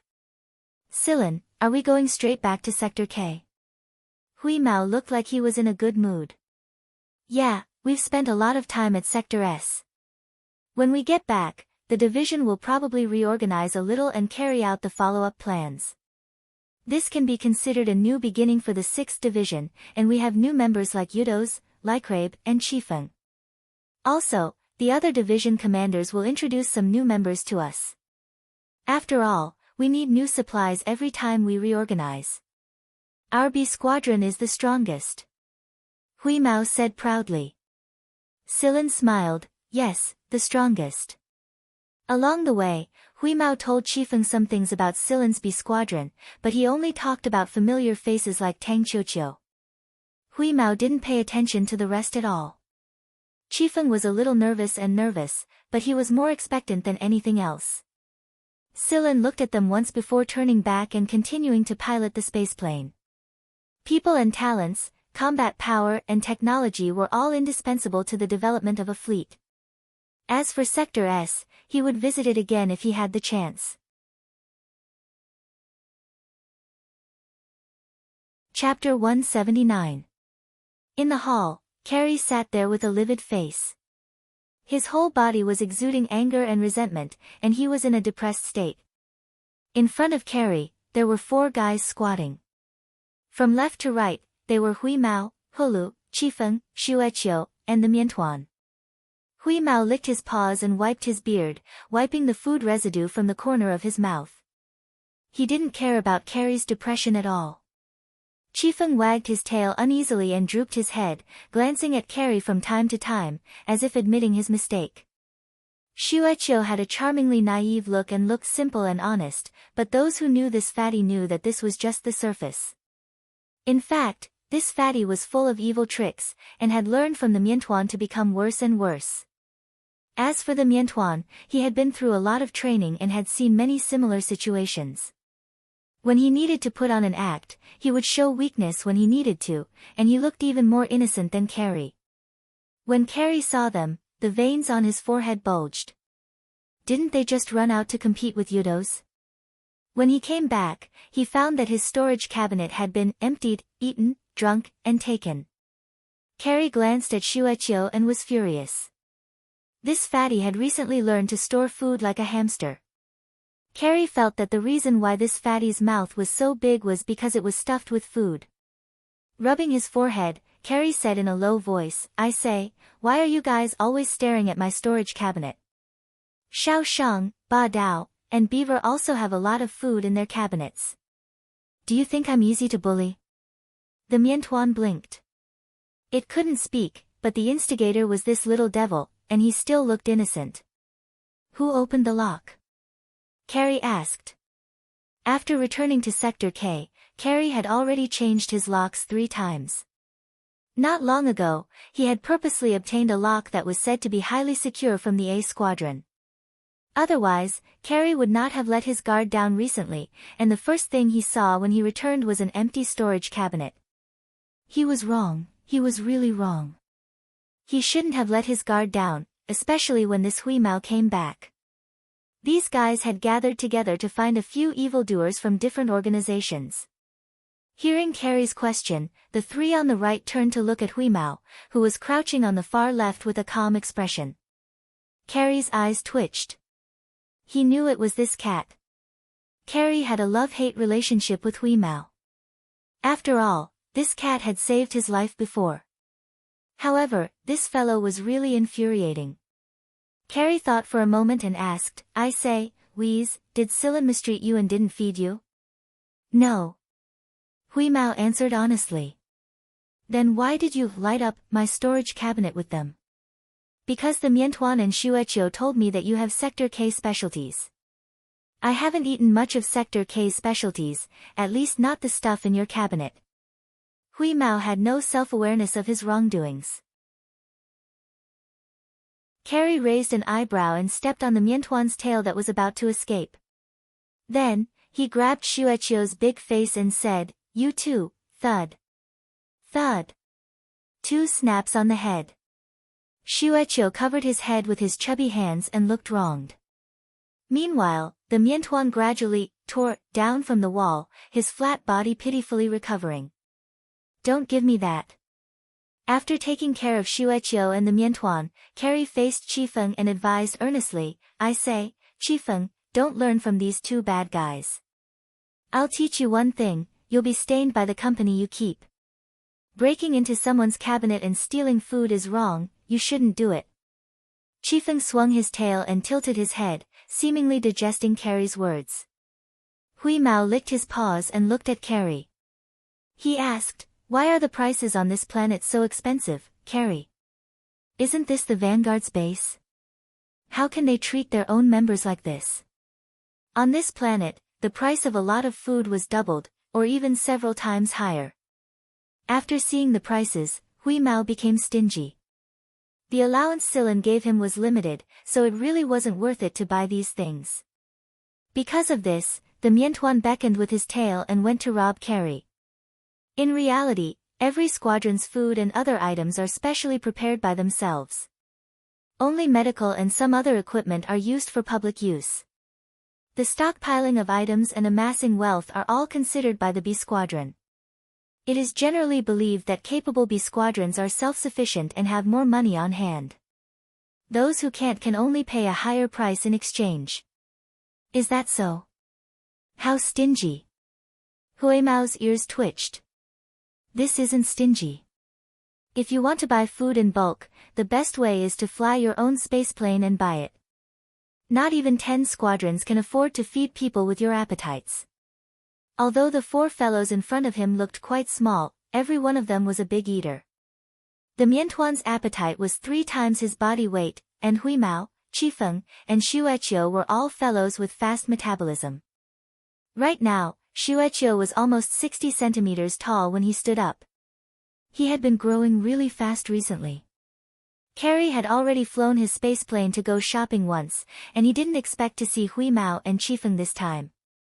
For a growing Qifeng, his appetite was about the same as Shueqiu's.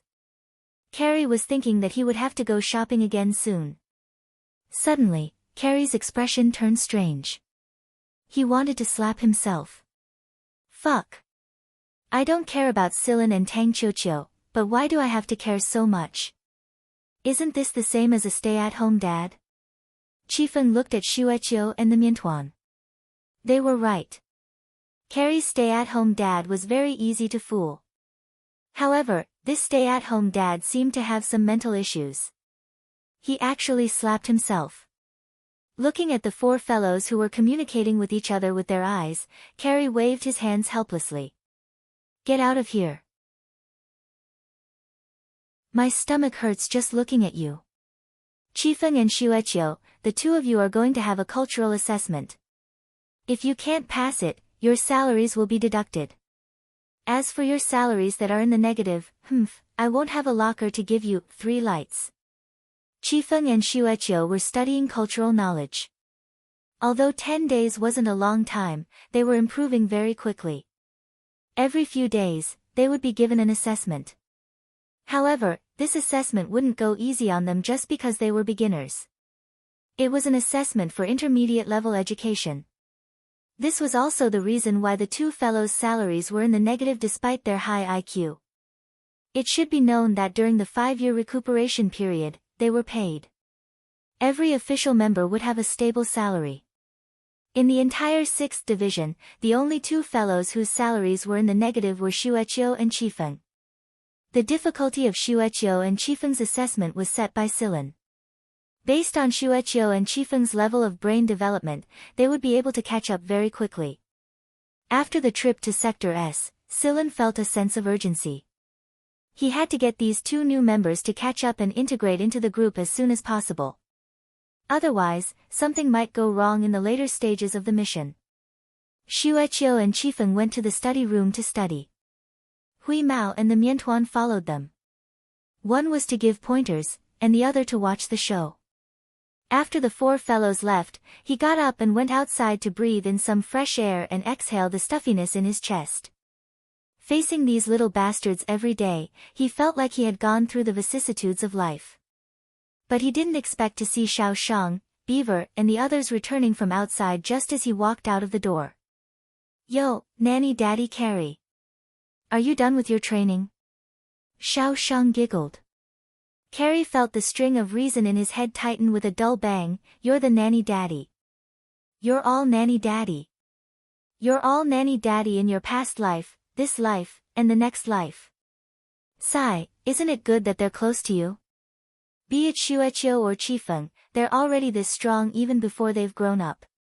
When they've grown up, you'll have a strong backing.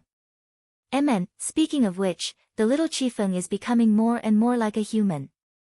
Yesterday, I saw him pick a vintage lock with ease," Beaver said.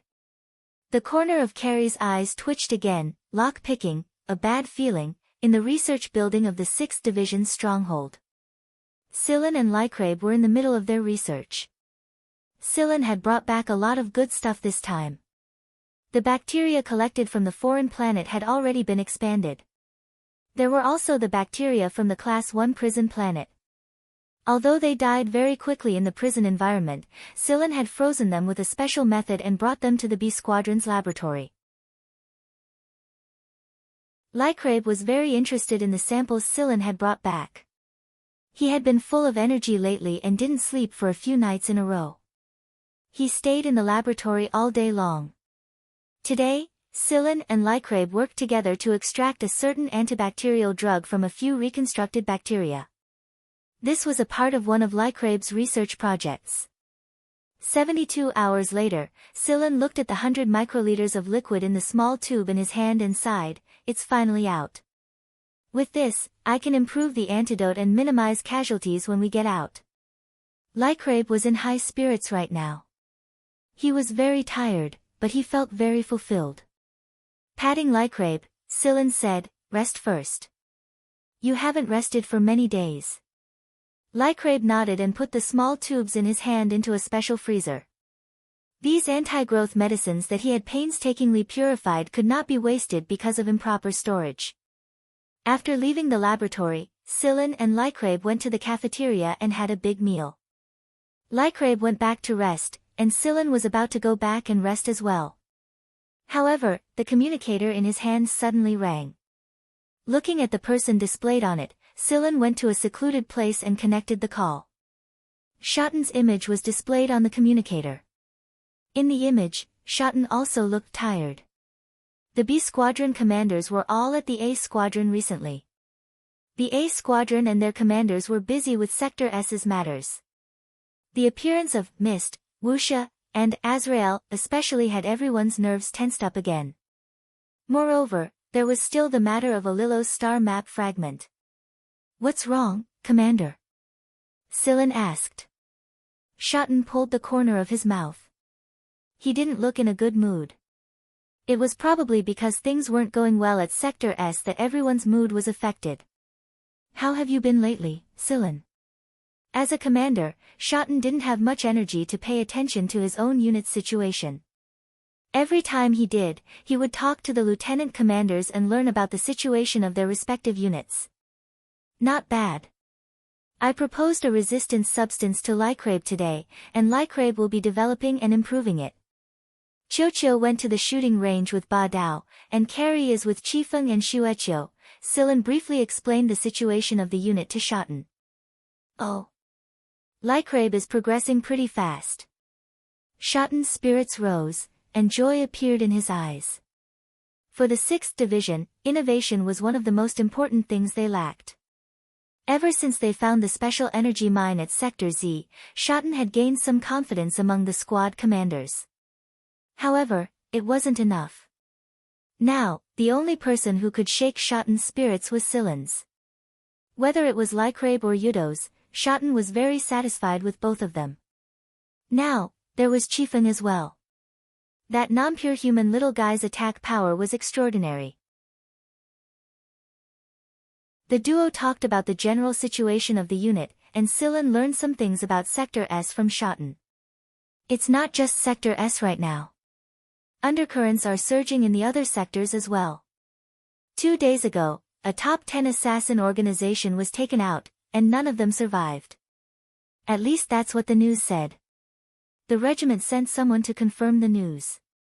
However, no matter what the truth is, it was a reminder to everyone that we've gotten used to living in peace for decades, and those old-timers didn't even have the power to fight back when they appeared one after another.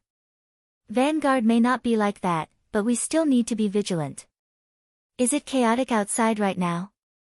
Silen asked. Not really. It's just that a few small hunter regiments and assassin organizations have suffered because of certain forces. The big four are still fine. Silen suddenly thought of something and said, Dias's side is almost healed, but judging from the current situation, should we send someone to pick them up? The main treatment has been completed, and the next step is to spend time recovering. Since the situation is a little complicated right now, it's better to pick them up. Dias and the others had just been treated, and they weren't 100% recovered yet. No one knew if someone hostile to Vanguard would attack them on the other side. Shoten thought for a moment, that's fine. Discuss it with the other lieutenant commanders and tell me the results. Alright. After ending the communication, Silen did not return to the house immediately. Instead, he stood at the corridor and looked at the scenery in the distance. Their trip to Sector S had failed to ignite the fire, and they had returned after wandering around for a bit. Of course, they felt discontent. Silen Helong and his group's strength was just too weak. Compared to the two veteran assassin organizations Fog and Wuxia, and that special, Azrael, that even the authorities had a headache over, Silen Helong's previous thinking was just too simple. It was only after they actually went there that they realized that there were just too few places where they could interfere. They nearly lost their lives at the Level 1 prison planet, and they were told to leave before they could do much at the Level 3 prison planet.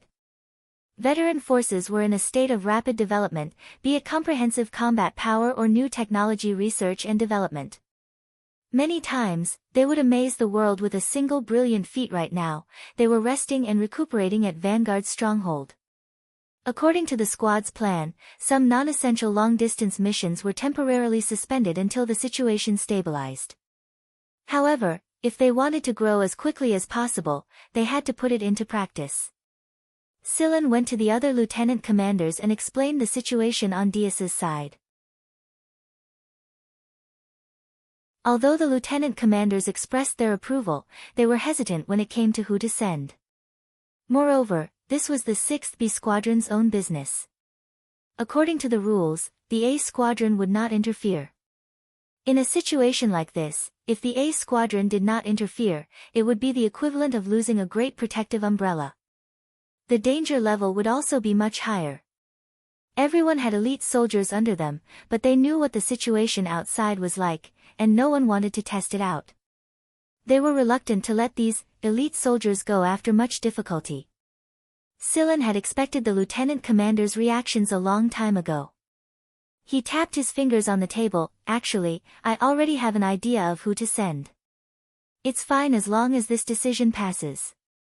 Silen, who are you going to send? Zakasha asked. Zakasha was a bit conservative when it came to this matter.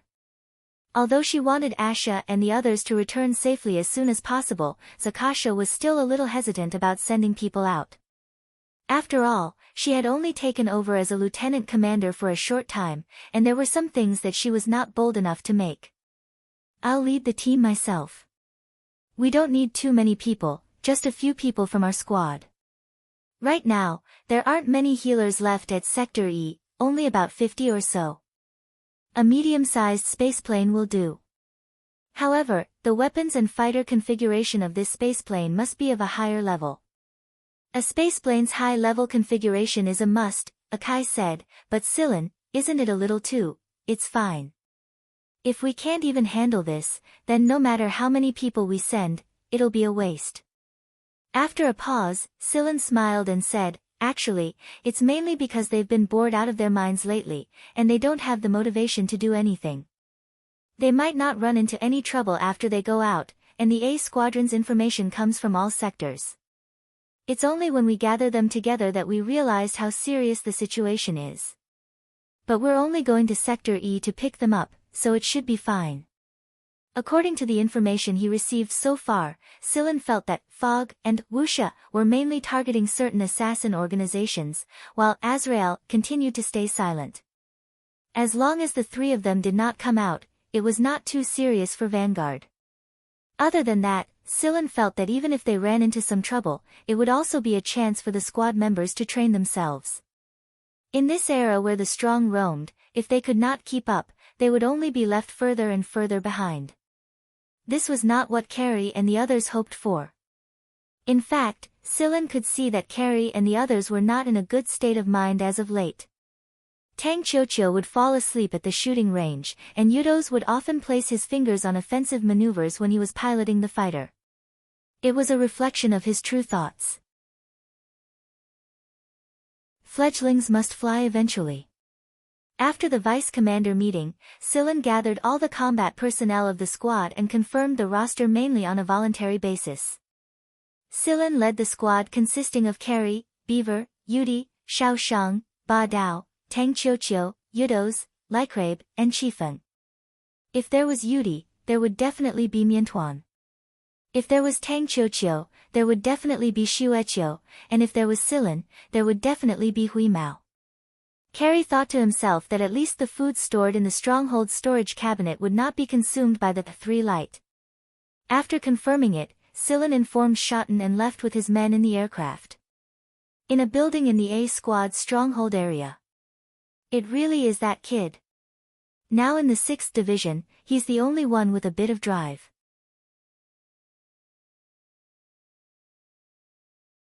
Chapter 180.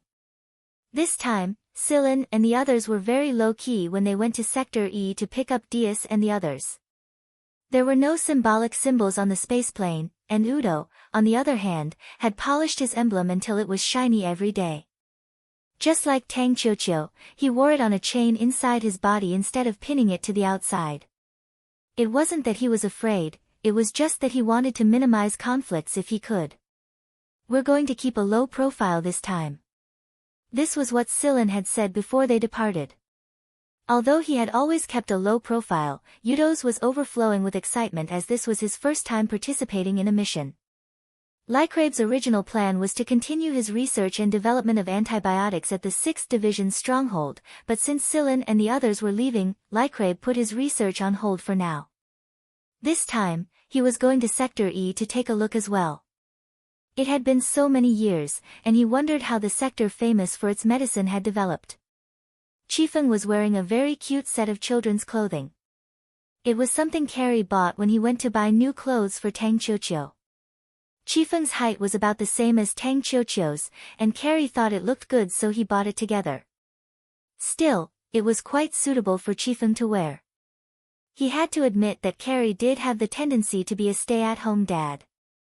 Right now, Qifeng and Tang Qiuqiu were chatting with each other in children's clothing. Tang Qiuqiu was telling Qifeng about Diaz, and Xueqiu was lying on Tang Qiuqiu's back without falling off at all. It would seem that he had gotten used to it since a long time ago. The message had been sent to Diaz, and Diaz had probably gathered everyone by the time they arrived. According to the operation plan, it was quite simple, but there was no telling what kind of trouble they might encounter. According to the coordinates Diaz had given them, Silen and his entourage arrived at a subdistrict planet of Sector E. This place wasn't the most central part of Sector E. Diaz's treatment was located at the central region, but he had been transferred to this planet after the core treatment. That way, they could avoid some of the troubles at the central region. After all, Diaz used to be the vice commander of Vanguard's 6th B Squadron. Together with Asia, the two vice commanders would be in a much more difficult situation if someone harbored ill intentions towards Vanguard.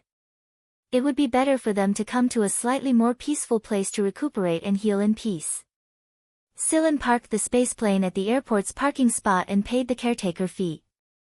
Then, he led the group to the place Diaz had mentioned. As soon as they got off the aircraft, Lycrabe frowned. "It smells like medicine." Eudos shrugged. "I don't smell any medicine. I just feel a little cold." The sun was shining brightly today, but the weather felt a little solemn, oppressive and gloomy. Sector E has always been like this. It's like a huge hospital, and you've entered the hospital's door. Sillin said. Carrie and the others shuddered unconsciously. They hated the word hospital the most. It gave them goosebumps. This planet was quieter than the few planets they had passed through before. There weren't many hospitals on this planet, and most of them were branches attached to famous large hospitals. Most of them focused on advanced care. The main colors of the planet were white and green. White represented cleanliness, and green represented vitality. After exiting the port, the group appeared much quieter than before. Maybe it was because of the atmosphere here. In reality, this planet was much better than the other planets that focused on core treatment and first aid. There were joys and sorrows everywhere, and death was everywhere. The people who cried out in sorrow but were helpless would affect the mood of the people around them. Corresponding to medical treatment, the food here focused more on nutrition and conditioning. Although the taste might not be great, the emphasis was on health. Some additives were also banned here. They got off at a station on the Loop Line train, and then they had to walk the rest of the way. Other than special hospital vehicles, no other flying cars were allowed to enter the advanced care area. At first, Chifeng was a little nervous. After all, he felt that he was a little different from the others. But he gradually relaxed later on. Those who saw Chifeng were just a little curious, but they didn't pay much attention to him. After all, there were a lot of races in these well-developed places. No one would pay much attention to someone with 3 pairs of hands like Ba Dao. There were plenty of people with long tails. Although normal humans were still the majority on these planets, no one would pay too much attention as long as they weren't too strange. Since he wouldn't be treated as a monster, Chi Feng also started to become active. He looked curiously at the surrounding buildings and the white robots and flying cars in the air. "Oh, it's here." Sillin pointed to a door and said. The door plate on the door was clearly marked. It was the affiliated rehabilitation center that Diaz had given them. Diaz and a few other people were all here for the later stages of rehabilitation. After the identity scan, Sillin and his party entered the rehabilitation center area. But, isn't this rehabilitation center too big? Xiao Shang stared. Looking around, there was a wide lawn, endless, scattered buildings, rattan trellises, woods, wooden benches, gardens, and so on. When the patients were bored, they would come out to relax and exercise their hands and feet. It seems that these patients are in a good mood. Xiao Shang said. Ba Dao glanced at him. Then you can come often in the future. Then forget it. According to the detailed address given by Diaz, after Sillin and the others learned the distribution of the buildings from a navigation robot, the navigation robot took them to Area 16, where Diaz was located. There were many areas in the rehabilitation center, and each area had a set of corresponding facilities, wards, staff, and so on. The division of the areas was actually just separated by some small fences, and it was not very enclosed. Sometimes people from different areas would gather together to talk. The rehabilitation center was originally relatively monotonous, and it would be boring if there was no one to talk to. After the navigation robot took them to Area 16, it left. Sillin looked for the room number given by Diaz, but he didn't see anyone. He asked the person in charge here, and they said that he probably went out to do something, or went out to relax and didn't come back. In the rehabilitation center, as long as the patient's condition was out of danger, the restrictions on the patients were not strict, and the patients would have a high degree of freedom. Of course, they must come back at night. Let's go sit outside and eat something while we wait. Sillin looked at the time and said. They all agreed, but they didn't seem to have much appetite. After all, in this kind of place, although it was only a rehabilitation center, it still affected them, and they always felt depressed. Area 16 had a dedicated F&B department, but it wasn't time to eat now, so there weren't many people there. Silen and his group found a big table near the woods and ordered a few dishes to eat first. They chatted for a while, and a person came to a small round table not far away. To be exact, it was a tall beauty, and her long hair was casually tied into a bun at the back. Her facial features were a little deep, and the corners of her eyes were slightly raised. She always looked like she was smiling, and she didn't have the kind of weakness that ordinary women had. She had a heroic spirit, and she was quite imposing. She wore a white medical coat, and she didn't look like a nurse, but more like a doctor. "Wow, an angel in white," Xiao Shang said sneakily. "Not a bad figure," Carrie and the others agreed. The angel in white also looked up at Silen and his group. Without any extra expression, he retracted his gaze, sat down, and reached into his coat pocket to take out a palm-sized white rabbit. The rabbit's ears were drooping, and it should be that breed. After the rabbit was placed on the table, it was still a little groggy, and it should have just woken up. After the angel in white put the rabbit down, he ordered some dishes from the service robot that flew over. Not long after, the service robot sent the dishes to the table. In fact, there were only 3 plates that were sent to the table. A plate of fresh carrots, white radishes, red radishes, and other radishes, a plate of simple mixed grain buns, and a large plate of beautifying pig's trotters that shouldn't be called a basin. They didn't know what breed of pig it was, but one of its trotters was like a watermelon. There were at least 8 trotters on the plate, and they were covered with sauce. It should have been very beautiful, but Silen and the others felt like their stomachs were cramping. After seeing the plate of radishes, the rabbit was full of energy, and happily jumped to the side of the plate and started eating. Her small teeth and her trademark 3-petaled mouth were grinding, and she ate with great enthusiasm. As for the angel in white, he picked up a mixed grain buns and ate them in one bite. Then, he took out his knife and fork and started eating the large beautifying pig's trotters. It had to be said that the angel in white's fingers were very beautiful, and using the knife had become a kind of art. She used the knife nimbly and neatly cut off the meat from the large pig's trotters. Then, she used a fork to pick up the meat and sent it to her mouth. Many people didn't use a knife when eating pig's trotters because they found it troublesome. But now, looking at the angel in white using a knife, it felt very comfortable, and it made people feel that this was how it should be eaten. Of course, if it was someone else, it would be different. The reason why this scene was so beautiful was because of the person using the knife. Basically, the few of them just watched the angel in white and her rabbit eat, and they didn't eat much of the food on the table. Half an hour later, a large plate of beautifying pig's trotters was finished. The angel in white elegantly picked up a napkin and wiped her mouth. Then, she took the drink that the service robot brought over and closed it. Opposite her, the rabbit still had a quarter of the carrots that hadn't been finished, and it would probably be finished by the time she finished the drink in the cup.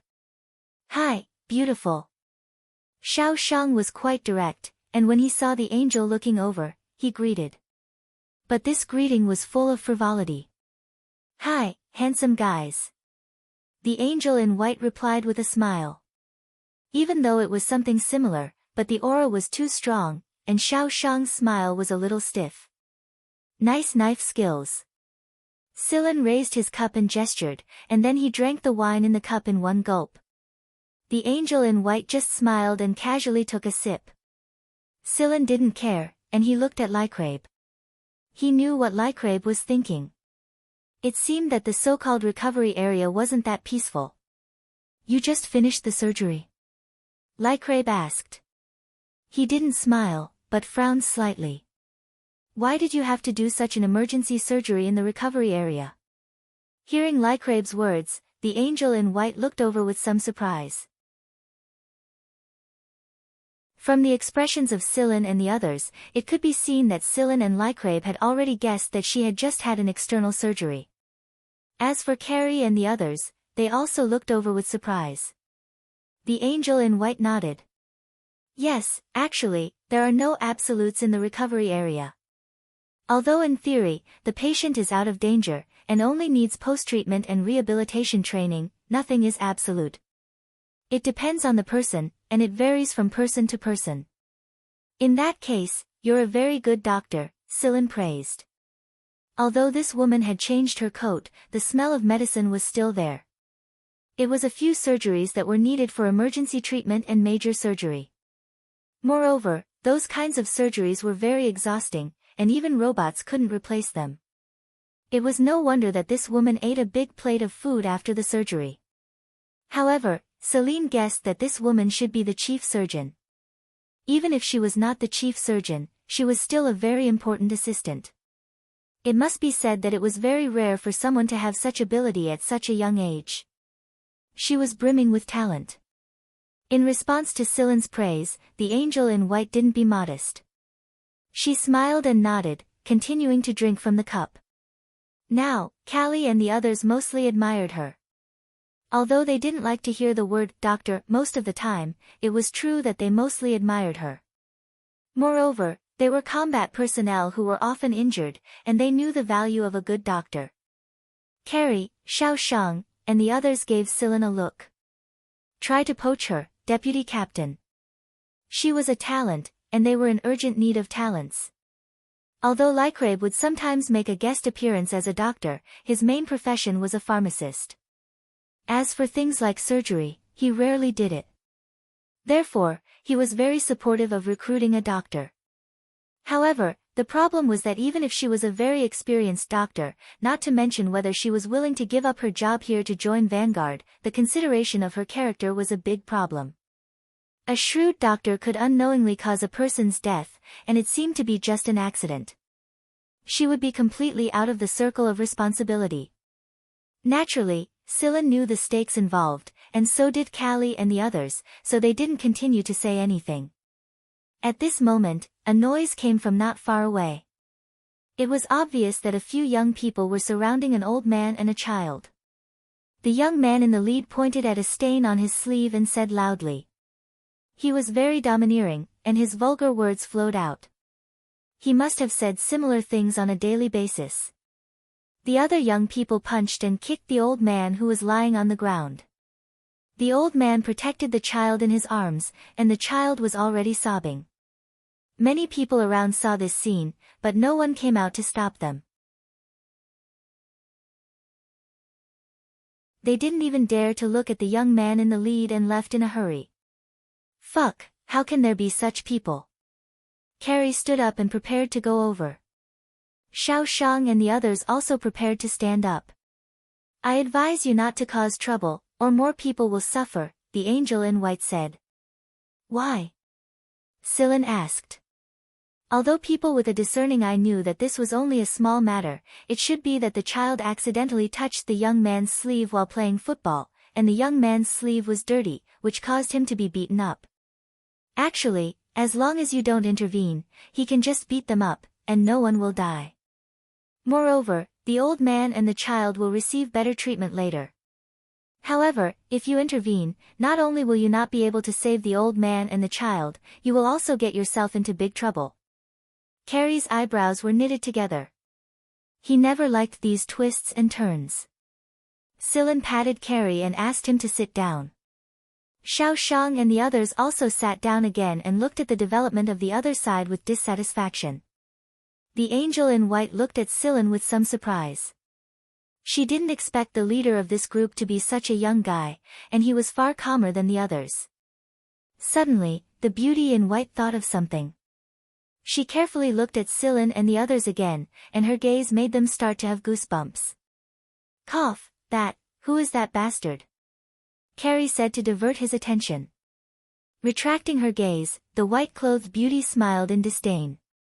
The crown prince of this region went overboard playing with women and got himself into trouble. Thus, he was sent here by his father to seek refuge. But while he managed to seek refuge, the people in the rehabilitation center suffered. If I were his old man, I would have killed him a long time ago. Carrie said mercilessly, and he even pinched his fingers a few times as if he felt something. There are a lot of people who wanted to kill him, but none of them succeeded. The angel in white pointed at the robots floating in the air. Some were service type, and some were navigation type. These robots will sometimes turn into hardcore bodyguards. After all, this rehabilitation center was opened by his old man, and he's very protective of his precious son. Also, they have a lot of connections with the higher-ups of the famous hospital in Sector E attached to it.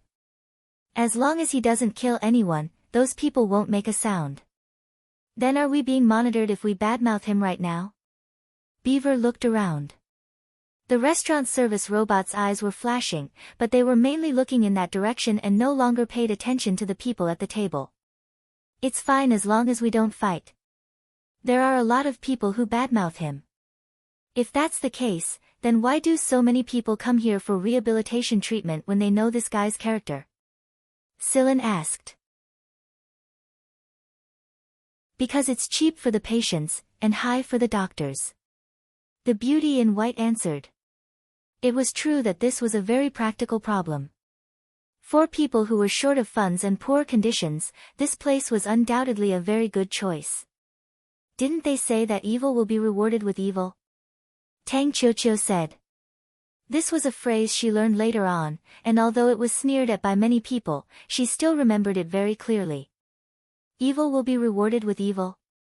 The beauty in white smiled, but the meaning in her eyes was unclear. She said in a low voice, maybe. The beating was finally over, and an old man and a young man were carried away by a few medical staff. According to the beauty in white, they would receive better treatment for free. The young leader was still cursing. He accepted a cup of water from his lackey and gulped it down abruptly. However, because he drank too quickly, he choked. This choking was endless. In the end, because he choked too much, he was rushed to the emergency room by the medical staff. On the dining table in front of the beauty in white, the little rabbit shook her drooping ears and jumped onto the chair. Then, she jumped onto the ground and glanced at the beauty in white before leaving. The beauty in white looked at the remaining carrots on the plate and ignored the little rabbit who jumped away. However, the corner of her lips curled slightly, and her eyes were deep. Carrie looked at the rabbit and was about to say something, but Sillin signaled him with his eyes. He shook his head and continued to eat. 5 minutes later, there was a commotion over there. Whether it was the doctors or the nurses, they all looked as if it was the end of the world. And the little rabbit jumped back at some point, jumped onto the chair, and then jumped onto the table to eat the remaining carrots.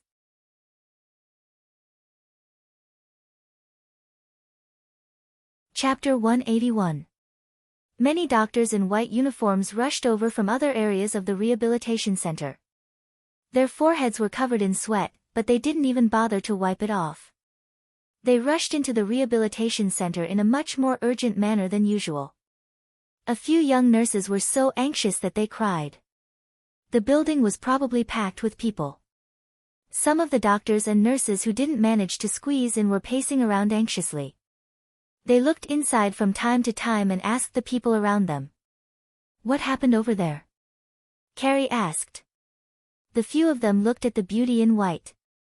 The question was directed at her. However, the beauty in white shrugged, indicating that she didn't know either. Sillin and the others looked at the beauty in white with a strange expression. Then they looked at the rabbit that was chewing on a carrot. They had a feeling that they knew something. Hui Mao stared at the white rabbit on the table not far away. He could confirm that this small white rabbit was indeed similar to a normal rabbit. Its physique could only be considered healthy, but it wasn't super quality like Shueqiu. There was also no abnormal energy fluctuation on its body. In conclusion, this was a normal lop-eared rabbit. However, this fellow that was no different from a normal rabbit gave Hui Mao a strange feeling. He couldn't explain why, but it was extremely strange. Sillin also looked at the rabbit on the table. If he wasn't mistaken, the rabbit's eyes were still a little red when it came back. It only slowly turned black when it jumped onto the chair. This rabbit was definitely related to what happened over there. However, since the beauty in white didn't admit it, they wouldn't ask further. 10 minutes later, an aircraft flew over. It even knocked off a corner of the building without anyone saying anything. Then, a long canister was carried out from the building's facade. Silen and the others only saw the canister being carried up. However, there were many people blocking the way, so they couldn't see what exactly it was. "What is that?" Xiao Shang asked. The beauty in white didn't explain. Instead, it was Lycrabe who explained it. In layman's terms, it's a device that can seal a dying person inside while maintaining the state they were in before they were sealed. Sometimes, when the injured person isn't in a place that has rescue drugs or equipment, and the doctors are at their wits' end, they will seal the injured person in a canister like this and transport them to a suitable place for subsequent rescue. "So, there's a dying person in the tube?" Carrie asked. Lycrabe looked at the aircraft in the distance. It could be a dying person, or it could be someone whose heart stopped beating not long ago. Then, could it be? Xiao Shang saw the service robot that had just left came back into the shop. He didn't finish his sentence, but gave it a look. Everyone knew who Xiao Shang was referring to. The young man who had been arrogant and domineering was sent in after choking on his water. As they were talking, Silen caught a glimpse of a figure. "Dias is coming." "Where? Where?" Hearing Silen's words, Carrie and Xiao Shang stopped discussing and quickly looked around. Two people walked over from afar, a man and a woman, holding each other's arms. It was Dias and Asha. "Vice Captain." "Ahem, Brother Dias." Carrie smiled and changed the way he addressed them out of habit. He stood up and ran over. Carrie, Beaver, and the others went over to greet them. Silen added a few dishes suitable for recovering patients and added a few stools. "Long time no see." Dias came over and gave Silen a big hug. "I went out for a stroll and missed you." The broken arm had already been redirected and differentiated, and the recovery was going well. There were a few ways to regrow a severed arm. One could use the body's specific tissue cells to carry out tissue culture, complete the formation of an arm outside the body, and then reattach it with surgery. There was also in situ polycloning, but those were all induced outside the body. In order to achieve the perfect reconstruction of the arm, Lung chose the most painful method, which was the directional differentiation of the main body. During the core therapy, Dias's severed arm would undergo directional induction. In order to accurately induce the shape of the arm, anesthesia could not be injected. The main body would have to endure all the pain brought about by the induction. Not everyone could endure that kind of pain, so many people preferred to go for external induction. However, the directional induction of the main body would allow the new arm to be more compatible with the main body. As a hunter, it was obvious that Dias would benefit from this method. Silen gave a thumbs up. "True man." Carrie, Beaver, and Xiao Shang also agreed. True man. However, no matter how one looked at them, their gazes were extremely perverted. They were still scanning back and forth between Dias and Asha. After Asha glared at them with a straight face, they finally became more serious. However, Asha's face was obviously flushed. Even though she was keeping a straight face, she did not have her usual imposing manner anymore. When Asha was not paying attention, the others winked at Dias with an expression that said, "We all know." "Io, my dear little sugar ball, I missed you so much." Dias picked up Tang Chiochio and tossed her up. "Ah, this is really a bear. I thought it was a bear-shaped backpack." Dias looked at Shuechio, who was on Tang Chiochio's back. He smiled and reached out his hand to rub Shuechio's head and pinched its round ears. It feels good. I wonder how much food did it eat to get this fat?" Shuechio grinned. "Hello, big brother Dias." This time, Dias and Asha were shocked. Even the beauty in white looked at it curiously. It could actually talk. This made Shuechio's grin even wider. Don't be fooled by this guy's face. He's actually a bad guy, as bad as the Miantuan. Carrie sneered. The Miantuan opened its mouth and jumped on Yudi's shoulder. It seemed to be refuting Carrie's words, but Carrie ignored it. Therefore, when Carrie picked up the spoon to scoop up the meatball, the Miantuan popped out its long tongue and snatched the meatball away. After eating it, it smacked its lips and hid behind Beaver's neck to show off to Carrie. "Diarrhea, you'll die," Carrie said angrily. However, the Miantuan was a variant of the chameleon species. It had no fear of raw or cooked meat. Otherwise, it wouldn't have encouraged Hui Mao and the rest to pry open Carrie's storage cabinets. Silen then introduced Yudos, Lycrabe, and Chifeng to Dias. Dias was very satisfied, sincerely satisfied. People who could satisfy Dias gave Beaver and the rest a reassurance. "Alright, let's sit down and talk. Boss, if there's anything else you want to eat, just order it. I'll pay for it today." Silen smiled. "Yeah, brother, sister-in-law, what do you want to eat?" Before Carrie could finish his sentence, Asha glared at him with a red face. Although Carrie didn't say anything, he was still smiling. Dias and Asha didn't sit down immediately. Instead, they looked at the beauty in white. In fact, Silen had already noticed Dias and Asia's attitude towards the white-clothed beauty who was sitting there calmly without the slightest intention of avoiding suspicion. Since Dias didn't say anything, it meant that they actually knew each other. Sure enough, Dias smiled and pointed at the beauty in white. He said to Silen and the rest, "This is Dr. Meg Nicole Tico. She's a very good doctor. It's all thanks to her that my arm recovered so quickly." After saying that, Dias turned to Tico. "Tico, come over and share a table." Tico, the beauty in white, looked at the white rabbit that was gnawing on the last bit of radish and replied, "Forget it, you guys eat first. I'll go back after Little White finishes eating. I just had a major operation and need to rest. Then we'll talk after you've rested." "Alright." Tico scooped up the white rabbit that had finished eating the radish and put it back into the big pocket of her white overalls. She said goodbye to Dias and left. "Wow, brother Dias, is that beauty really that good?" Xiao Shang came over and asked. "You little rascals, don't worry about it." Dias laughed and scolded them. At the same time, he winked at them, telling them to talk when they got back.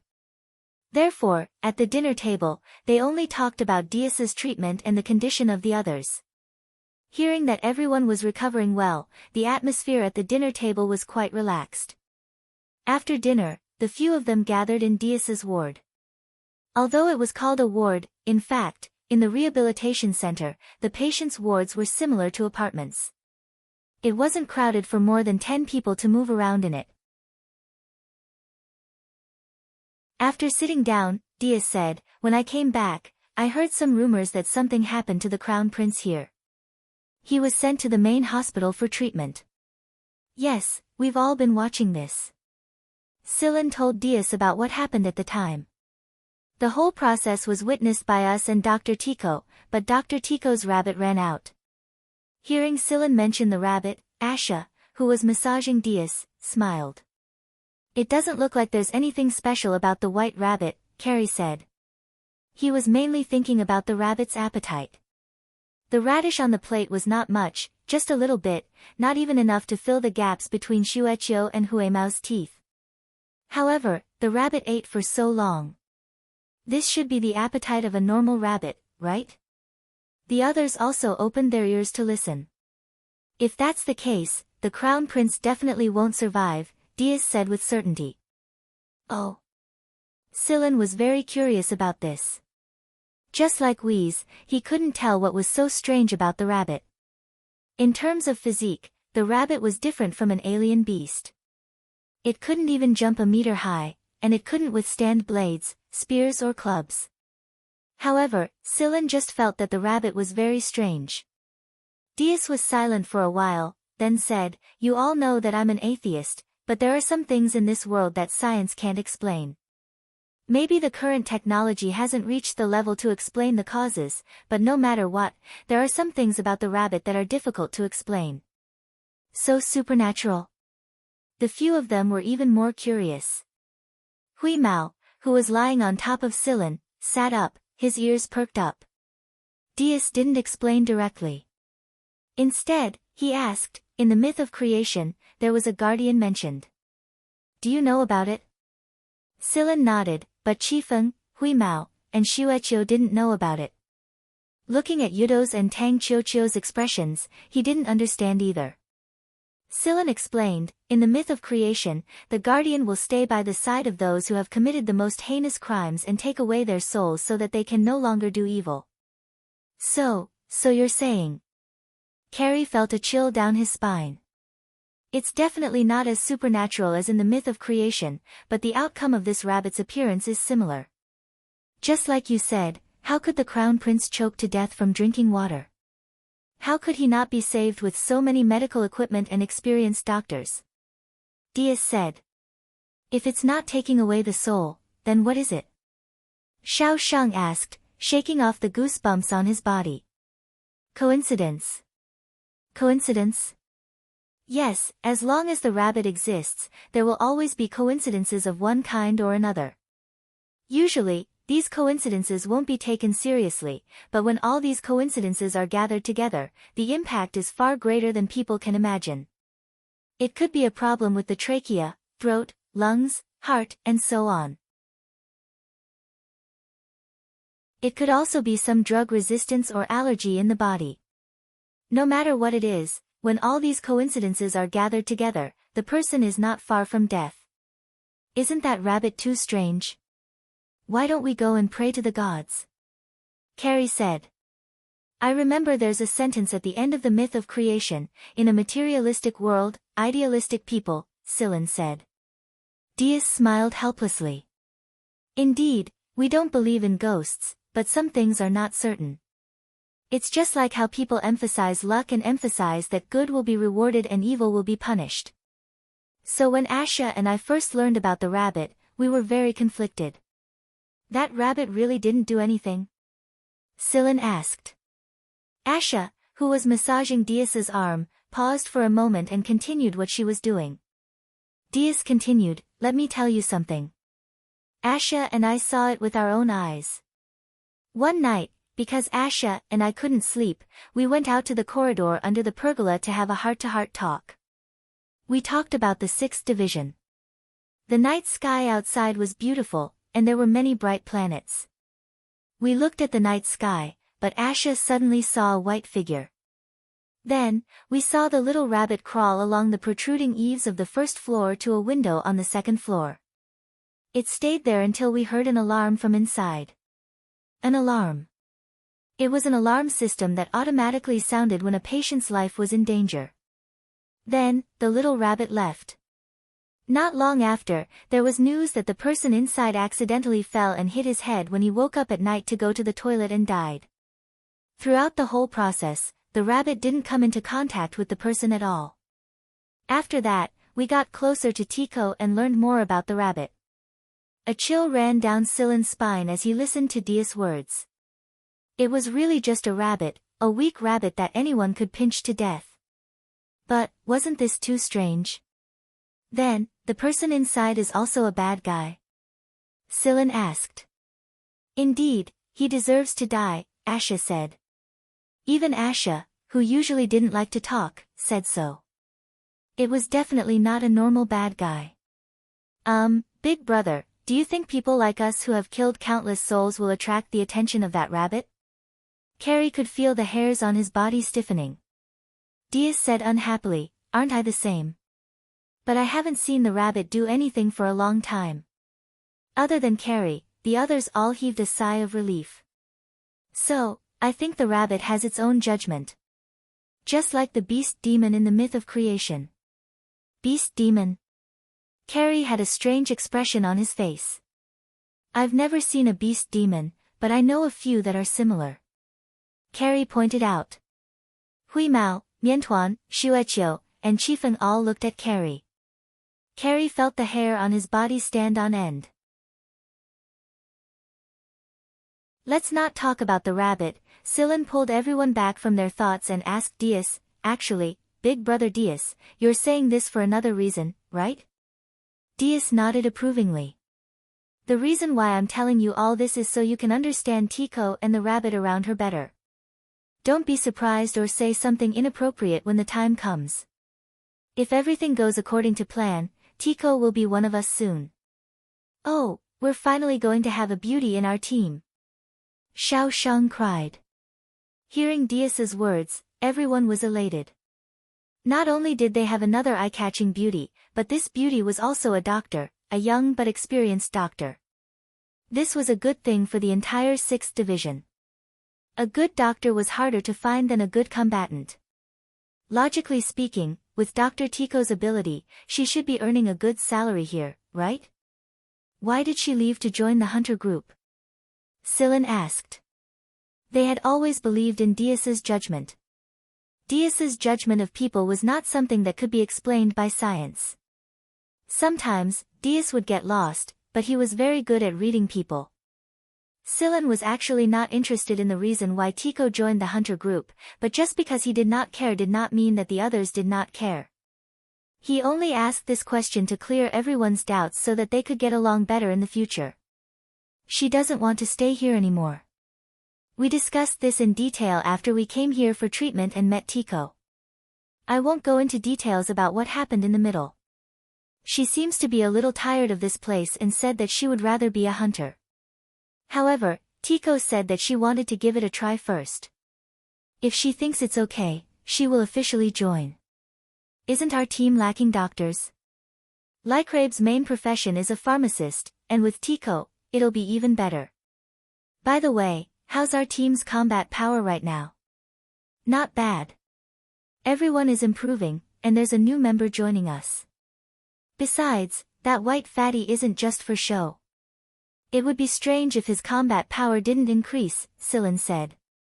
As expected, you are more suitable for that position than I am. Dias patted Sillin's shoulder and said sincerely, with you around, I can relax a lot.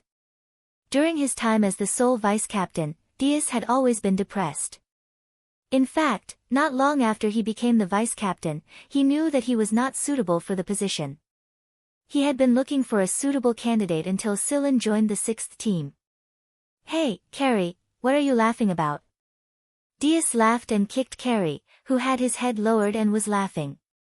About that, I was thinking, after Dr. Tico joined us, Rabbit joined us too. If that's the case, then, let me give you an example. Let's say the enemy's sniper was going to shoot you in the heart, but his hand twitched and he missed. Carrie said happily. Everyone fell silent.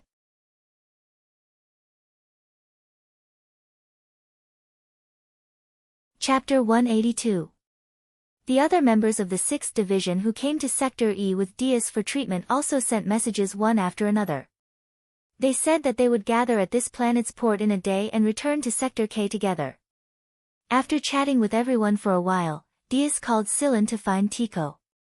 The others rested in Dias's ward, and Asha went to handle the paperwork to leave the rehabilitation center. Dias had become much more restrained after he became friends with Asha.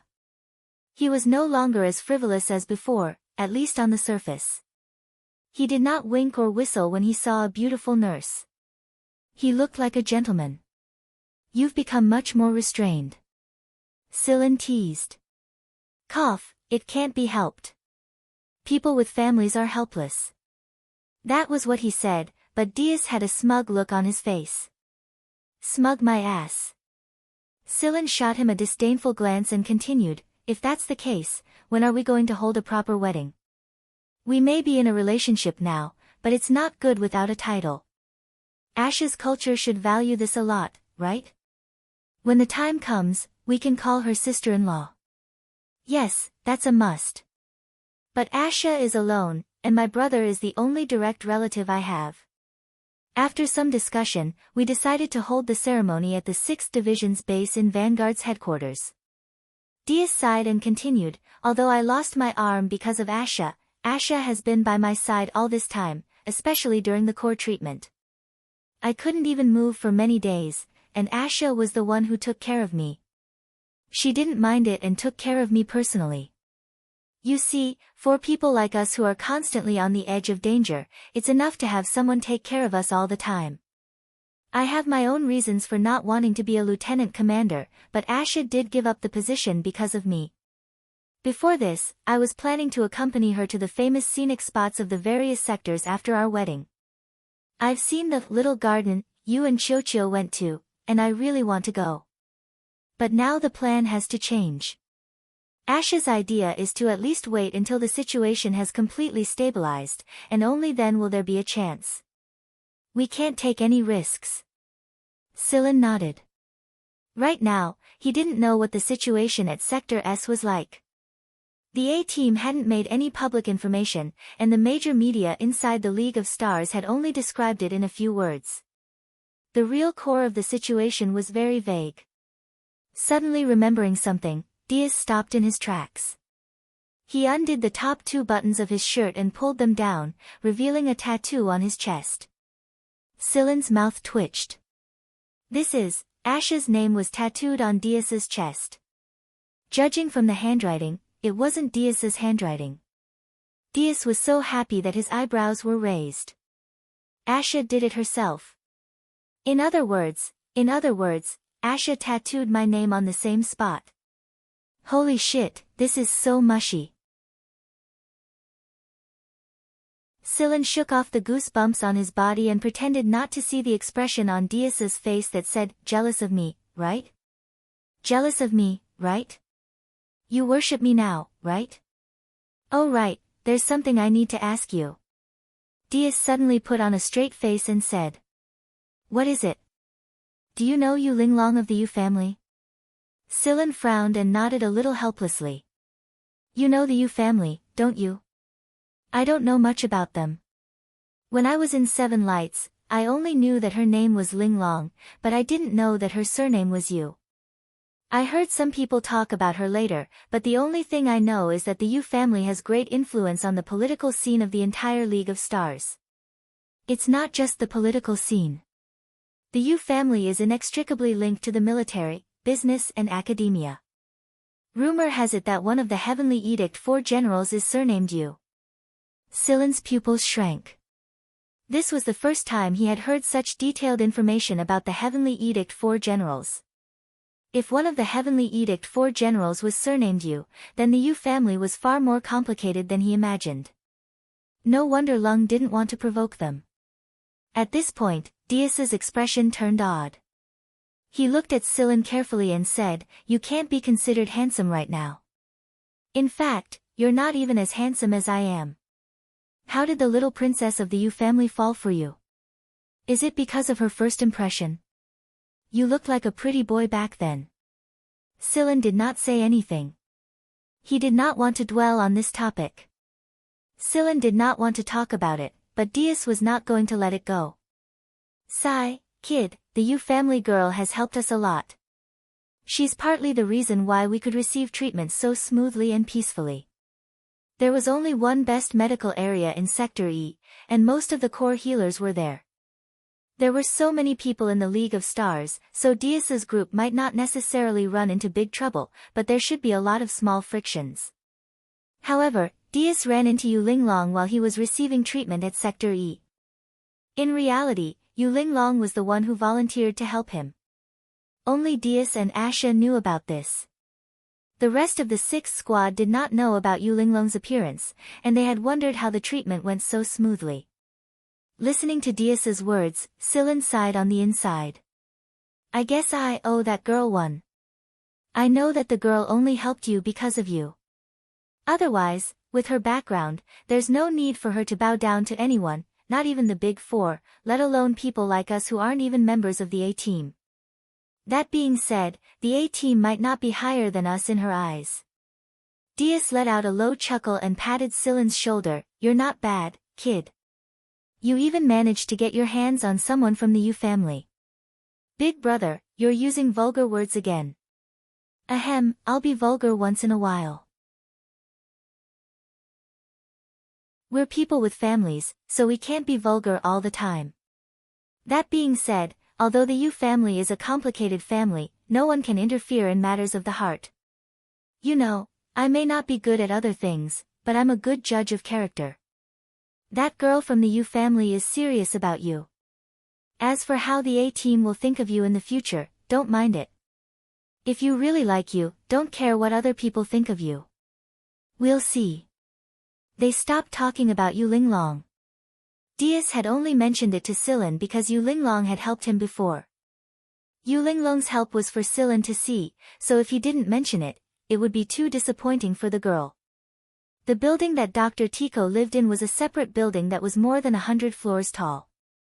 Doctors like her were treated quite well here, and the living space was also quite large. When Diaz and Silan came to visit, Tico had just woken up from her nap. Diaz and Silan had previously imagined a single woman's apartment. Based on Tico's personality and style, it should be neat and tidy, and the decorations should be very practical. In fact, it was indeed neat and practical, with nothing fancy about it. However, the tidiness and practicality made Silan Helong feel a little horrified. There were anatomical diagrams of organs on the wall, and there were three-dimensional models of the skeleton and overall muscle structure as decoration. The curtains and other things were printed with molecular formulas, which were the drugs that were important to the patient during and after the surgery. There were three-dimensional patterns on the floor, which were large sections of antibodies. It was unknown who the antibodies belonged to. In short, Silan and Diaz stood at the door, their eyelids twitching, and they didn't make a sound. What's wrong? Are you scared? Tico handed them 2 glasses of water to calm them down. Dr. Tico, you're too unique. Diaz smiled sheepishly. Silan quickly accepted it. He looked around and saw that the rabbit was sleeping in a small specially made room. The white fur on its body could be seen through the round hole in the door. It was much quieter than the average rabbit. When Diaz and Silan came in, the rabbit only moved a little and didn't respond. It was probably sleeping again. If one didn't know about those mysterious things, no one would think that this rabbit was anything special. Alright, let's get down to business. Tico had always been swift and decisive, and she didn't like to talk nonsense. After hearing Tico's words, Diaz didn't delay any longer. He put down the glass and pointed at Silan. He's Silan. I believe you've already guessed it. Since it was time for them to know each other, there was no need to say too much and went straight to the point. Dr. Tico, Brother Diaz has already told me about your situation, but before you make a decision, I'd like to make a few points clear. Tico looked at Silan and didn't say anything, waiting for him to continue. In a hunter regiment, especially a B squadron like ours that is still developing, even the best doctors don't get much of a fixed salary. Everyone in the regiment has a fixed salary, and most of them rely on their characters to earn it. They don't get a stable and high salary like here. I don't care about that. I've saved up enough money over the years, Tico said. Also, there are many rules in the regiment. This is something Diaz has already told me. It's fine, I'll abide by it. In Vanguard, you can have more freedom, but there's absolutely no room for betrayal. This is something everyone who joins a hunter regiment must know. Of course, I don't like traitors either. After saying a few more things, Silan noticed that Tico had done some research on the rules of a hunter regiment and had even thought about some of her future plans. This person was well prepared. Alright, I'm glad that you're joining Vanguard Division 6. Oh, right, I can only recommend you as a vice-captain. When the time comes, the captain of the 6th Division and the other vice-captains will decide on your official qualifications. Also, there will be a few other squads that you'll have to choose from. I'll choose you. I'm quite satisfied with your squad, Tico said with a smile. And Whitey will have a companion. Their squad had the most animals in the 6th Division, and none of them were simple animals. Someone once joked that in the 6th Division, it was better to offend the humans than the animals there. Then there's nothing else. Silan said and looked at Diaz. Diaz shook his head, indicating that he had nothing else to add. When are you leaving? Tomorrow. After explaining the meeting time and arrangements, Tico promised that she would be there on time. There was no way Tico was going to openly travel with Diaz and the others here. If he left with them after resigning, then his men would definitely have objections and might even cause trouble for him. Tico hated those cynical and hypocritical bastards the most, but they just had to be the ones in charge. The next day, at the appointed time, Sillin and the others waited in front of the aircraft at the port. The people from the 6th Division also arrived one after another. Tico was very punctual. She was wearing a dark trench coat and glasses. The rabbit should be in her pocket. After confirming that everyone had arrived, Sillin asked Beaver and the others to start the aircraft and prepare to leave. Not long after Sillin's aircraft left, a person stood at the port not far from where their aircraft had been parked. At the same time, he turned on his communicator and said, "Tell Miss that they've left safely. You'll be responsible for the rest." Sillin and the others' flight was very smooth. They originally thought that they would run into some trouble, but in fact, it was unbelievably smooth. Carrie and Yudos were still sighing at each other. They thought that they would have to fight when they came out. Even if they ran into some small fry, it would still be good. Their hands were itching, really itching. Sillin did not say anything. Diaz and Asha did not continue the topic either. They discussed the possible future plans of the 6th Division with everyone else. Hui Mao lay on Sillin's shoulder and swept Sillin's face with his tail. "What's wrong? Are you pretending to be deep?" Sillin carried Hui Mao down from his shoulder and placed him in his arms. Hui Mao was about to continue asking questions, but Sillin's scratching of his chin made him feel very comfortable. He let out a purr and rubbed his head, feeling sleepy.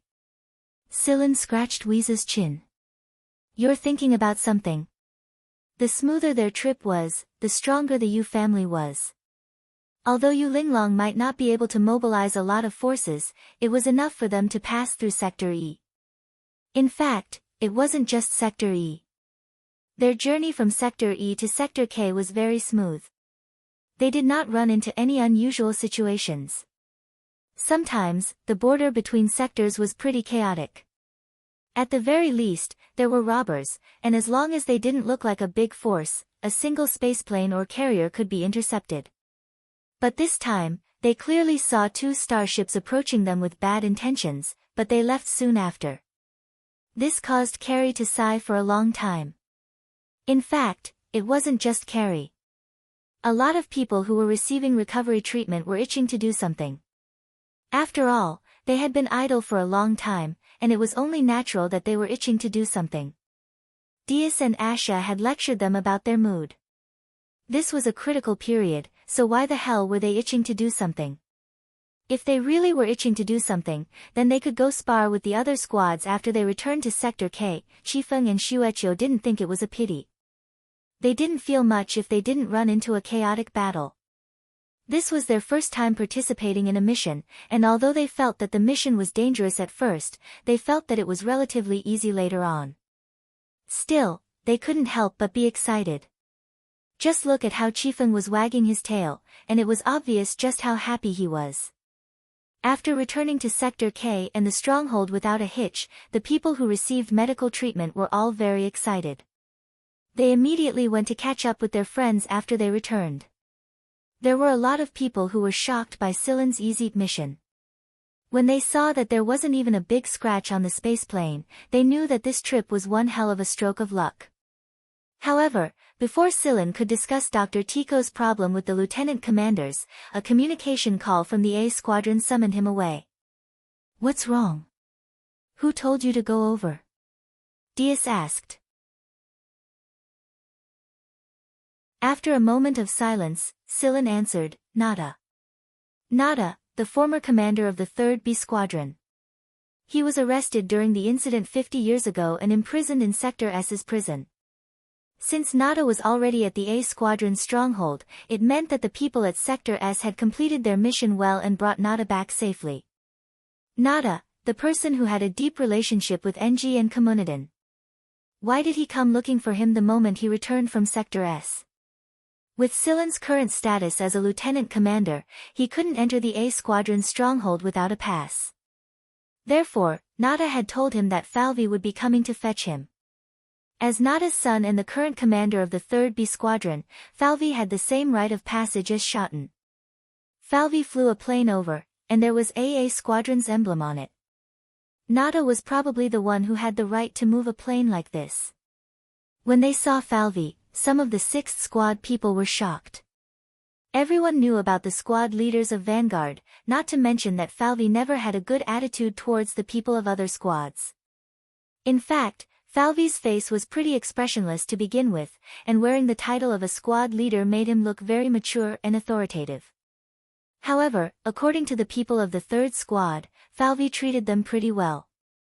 Falvey was as expressionless as the rumors said, but the fact that he was able to get off the plane and say a few words to Scylla was already an incredible feat. Diaz felt that if it were any other lieutenant commander, Falvey probably wouldn't even get off the plane. He would have just said it on the plane. It probably wasn't Falvey's own will, but Nada's order. It was true that Falvey was still puzzled even now. He had risked his life to rescue his father safely, and the battle at Sector S's 5-level prison was simply too intense.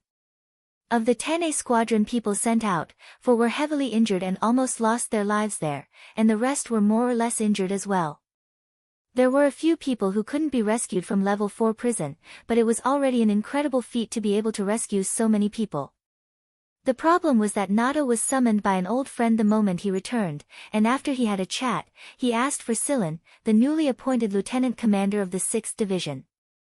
Nada had been a squad leader for many years, and a mere lieutenant commander was nothing in his eyes, much less a lieutenant commander of another squad who had just been promoted.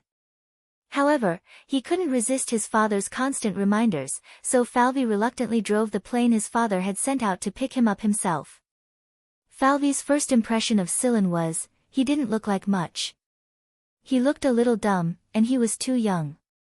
He didn't have much of a sharp aura around him, and he was very gentle. "You're Scylla." Falvey's voice was stiff and emotionless. This was also one of Falvey's great qualities as a squad leader. His face was expressionless, and even his voice was devoid of emotion. It was exactly because of this that his subordinates found him mysterious. "Yes, I am." Scylla didn't care about Falvey's attitude at all. He would treat him however he wanted to. Falvey nodded expressionlessly, "Let's go." Then came silence. A long silence. After Scylla boarded the plane, he saw that Falvey didn't want to speak, so he didn't ask any questions. He closed his eyes and rested for a moment. Just like that, the duo arrived at the A Squadron's base in silence. The plane landed at a place. This wasn't the place Scylla had come to last time, but according to the authority level, this place was a little higher.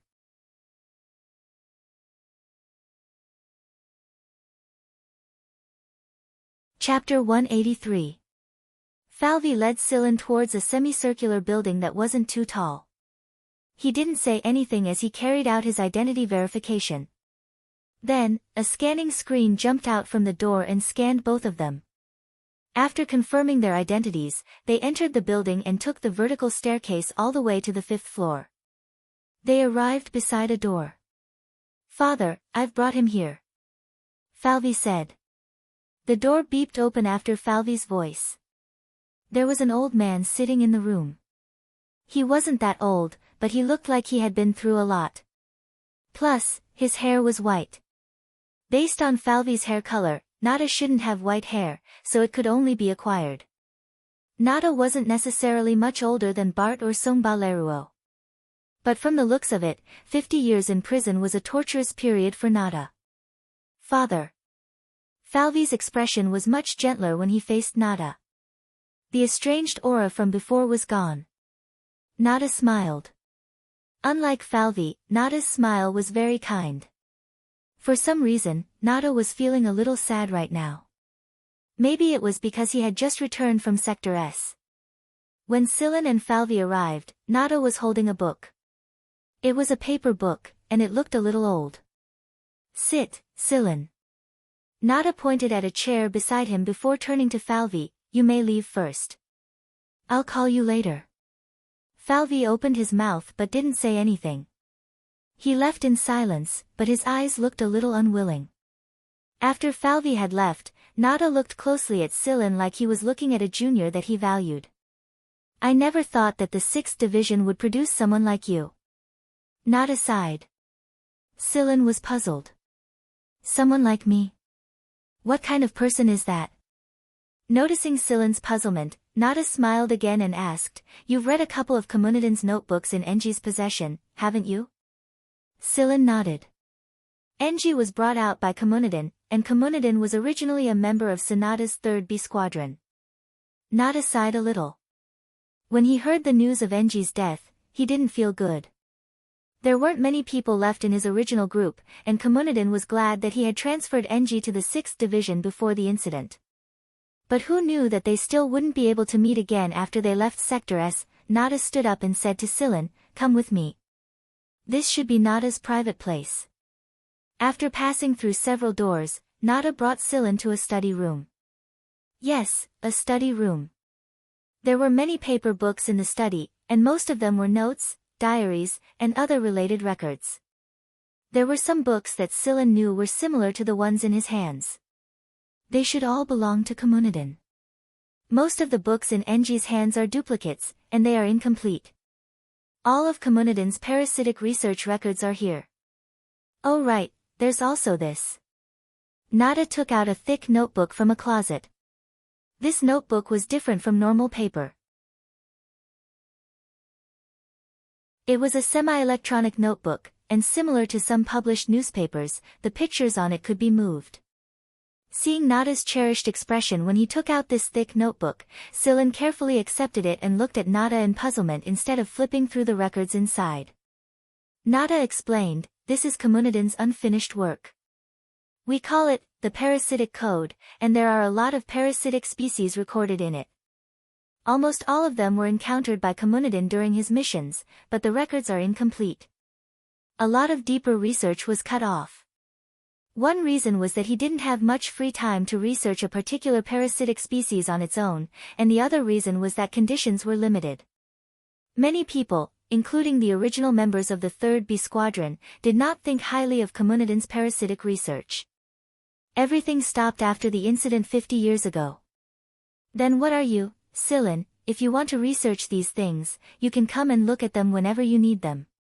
Although these things are classified as confidential by the regiment, and non-core researchers are usually not allowed to come into contact with them, most of the A Squadron's researchers are not involved in these projects.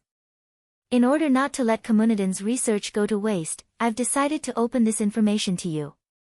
Although I'm very happy to come into contact with these things and see Senior Communidan's research results, Senior Nada, can you explain more clearly?" Silen still didn't know what Nada meant. Was he asking him to take over Communidan's research and continue his research? But he was the vice commander of the 6th Squadron right now. He might not have a lot of things to do normally, but he definitely didn't have much free time to specifically research these things. Nada shook his head. "I just don't want Communidan's research to go to waste. To be honest, there are very few people who have truly realized the value of the parasitic code, to this day, myself included. Maybe it's because I don't understand it, but after that incident, the regiment commander classified the parasitic code as a confidential document.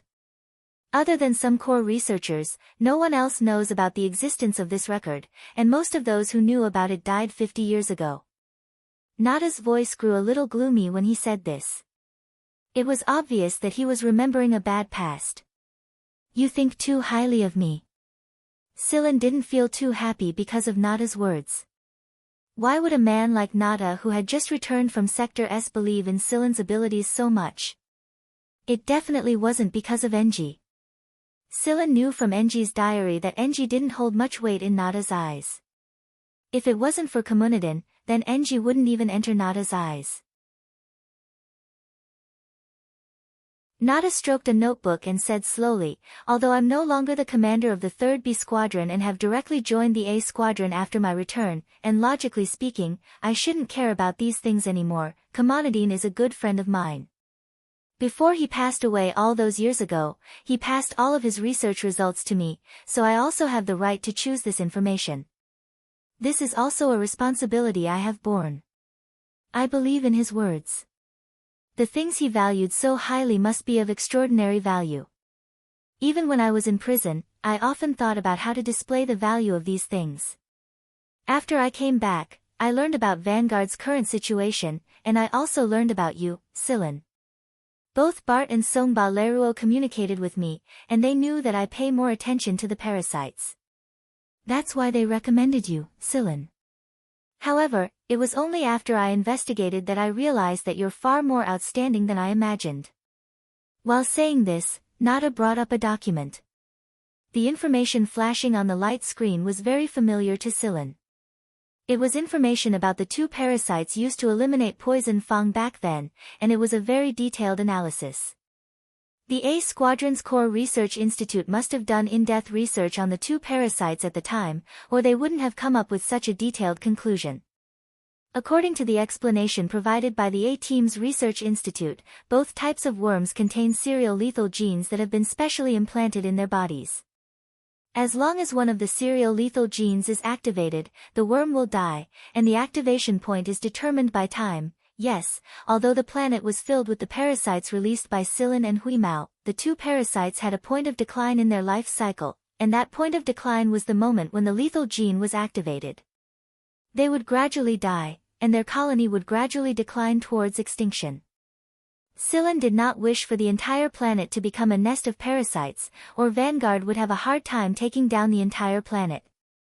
Not everyone had a physique like Silin, and Huimao's rare species in the universe was even rarer. When he said this, Nada could not help but grin. You might not know this, but the previous commander of your 3rd B Squadron, Seru, was so happy that his face was about to blossom when he mentioned you. This time, Silin was truly surprised. This was the first time he heard Seru's former commander's opinion of him. He did not think that his former commander would still pay attention to them. Oh, you might not know about Seru's situation. That guy just doesn't like to show off. I heard that the Amaus who was sent to poison Fang to negotiate with the military was sent by Seru to negotiate with the military. That kid almost died of happiness. Actually, these people who were already mentioned as a squadron would often pay attention to the news of their former squadrons. When they gathered together, they would compare themselves with each other.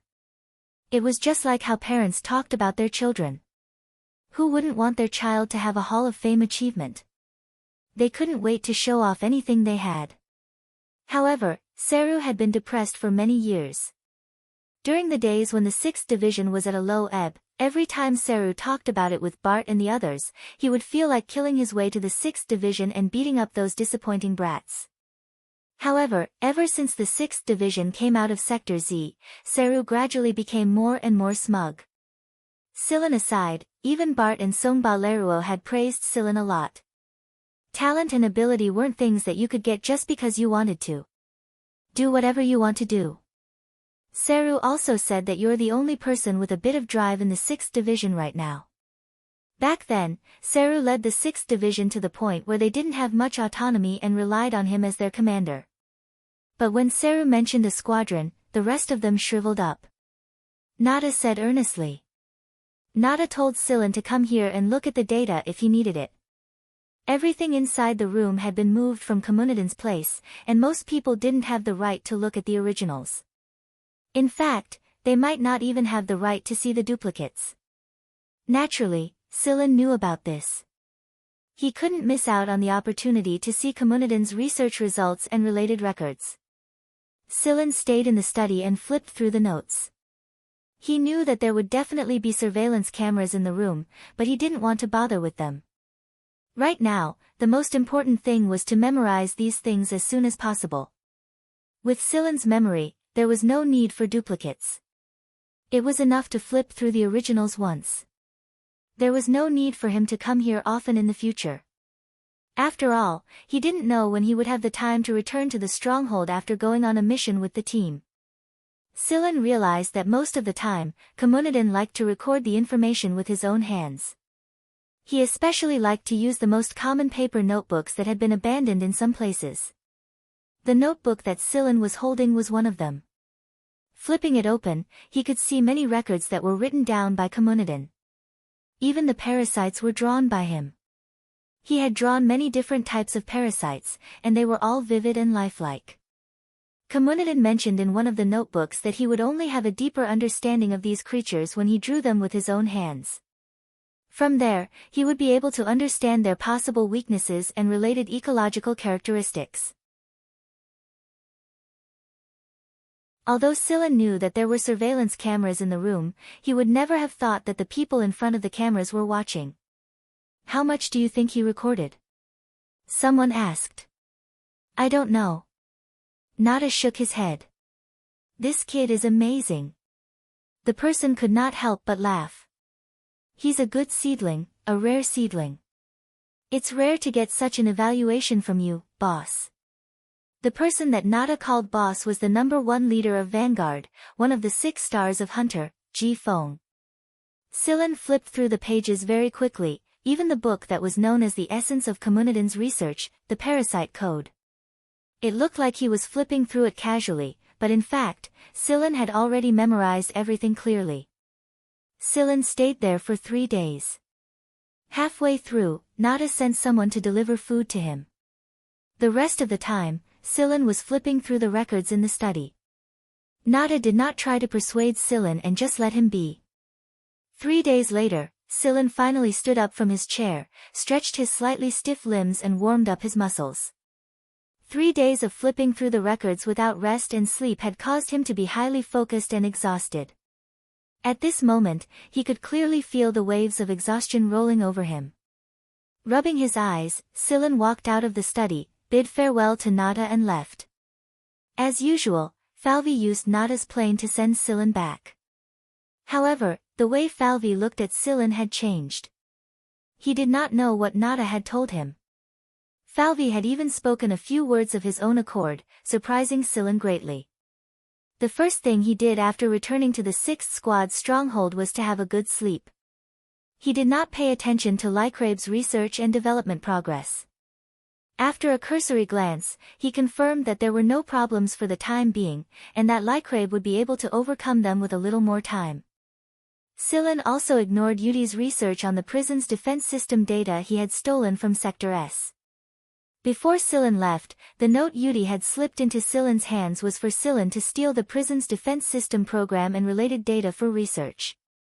Right now, Scylla's mind was filled with dense parasites, molecular formulas and genetic strands that were flying around. He needed to digest them properly.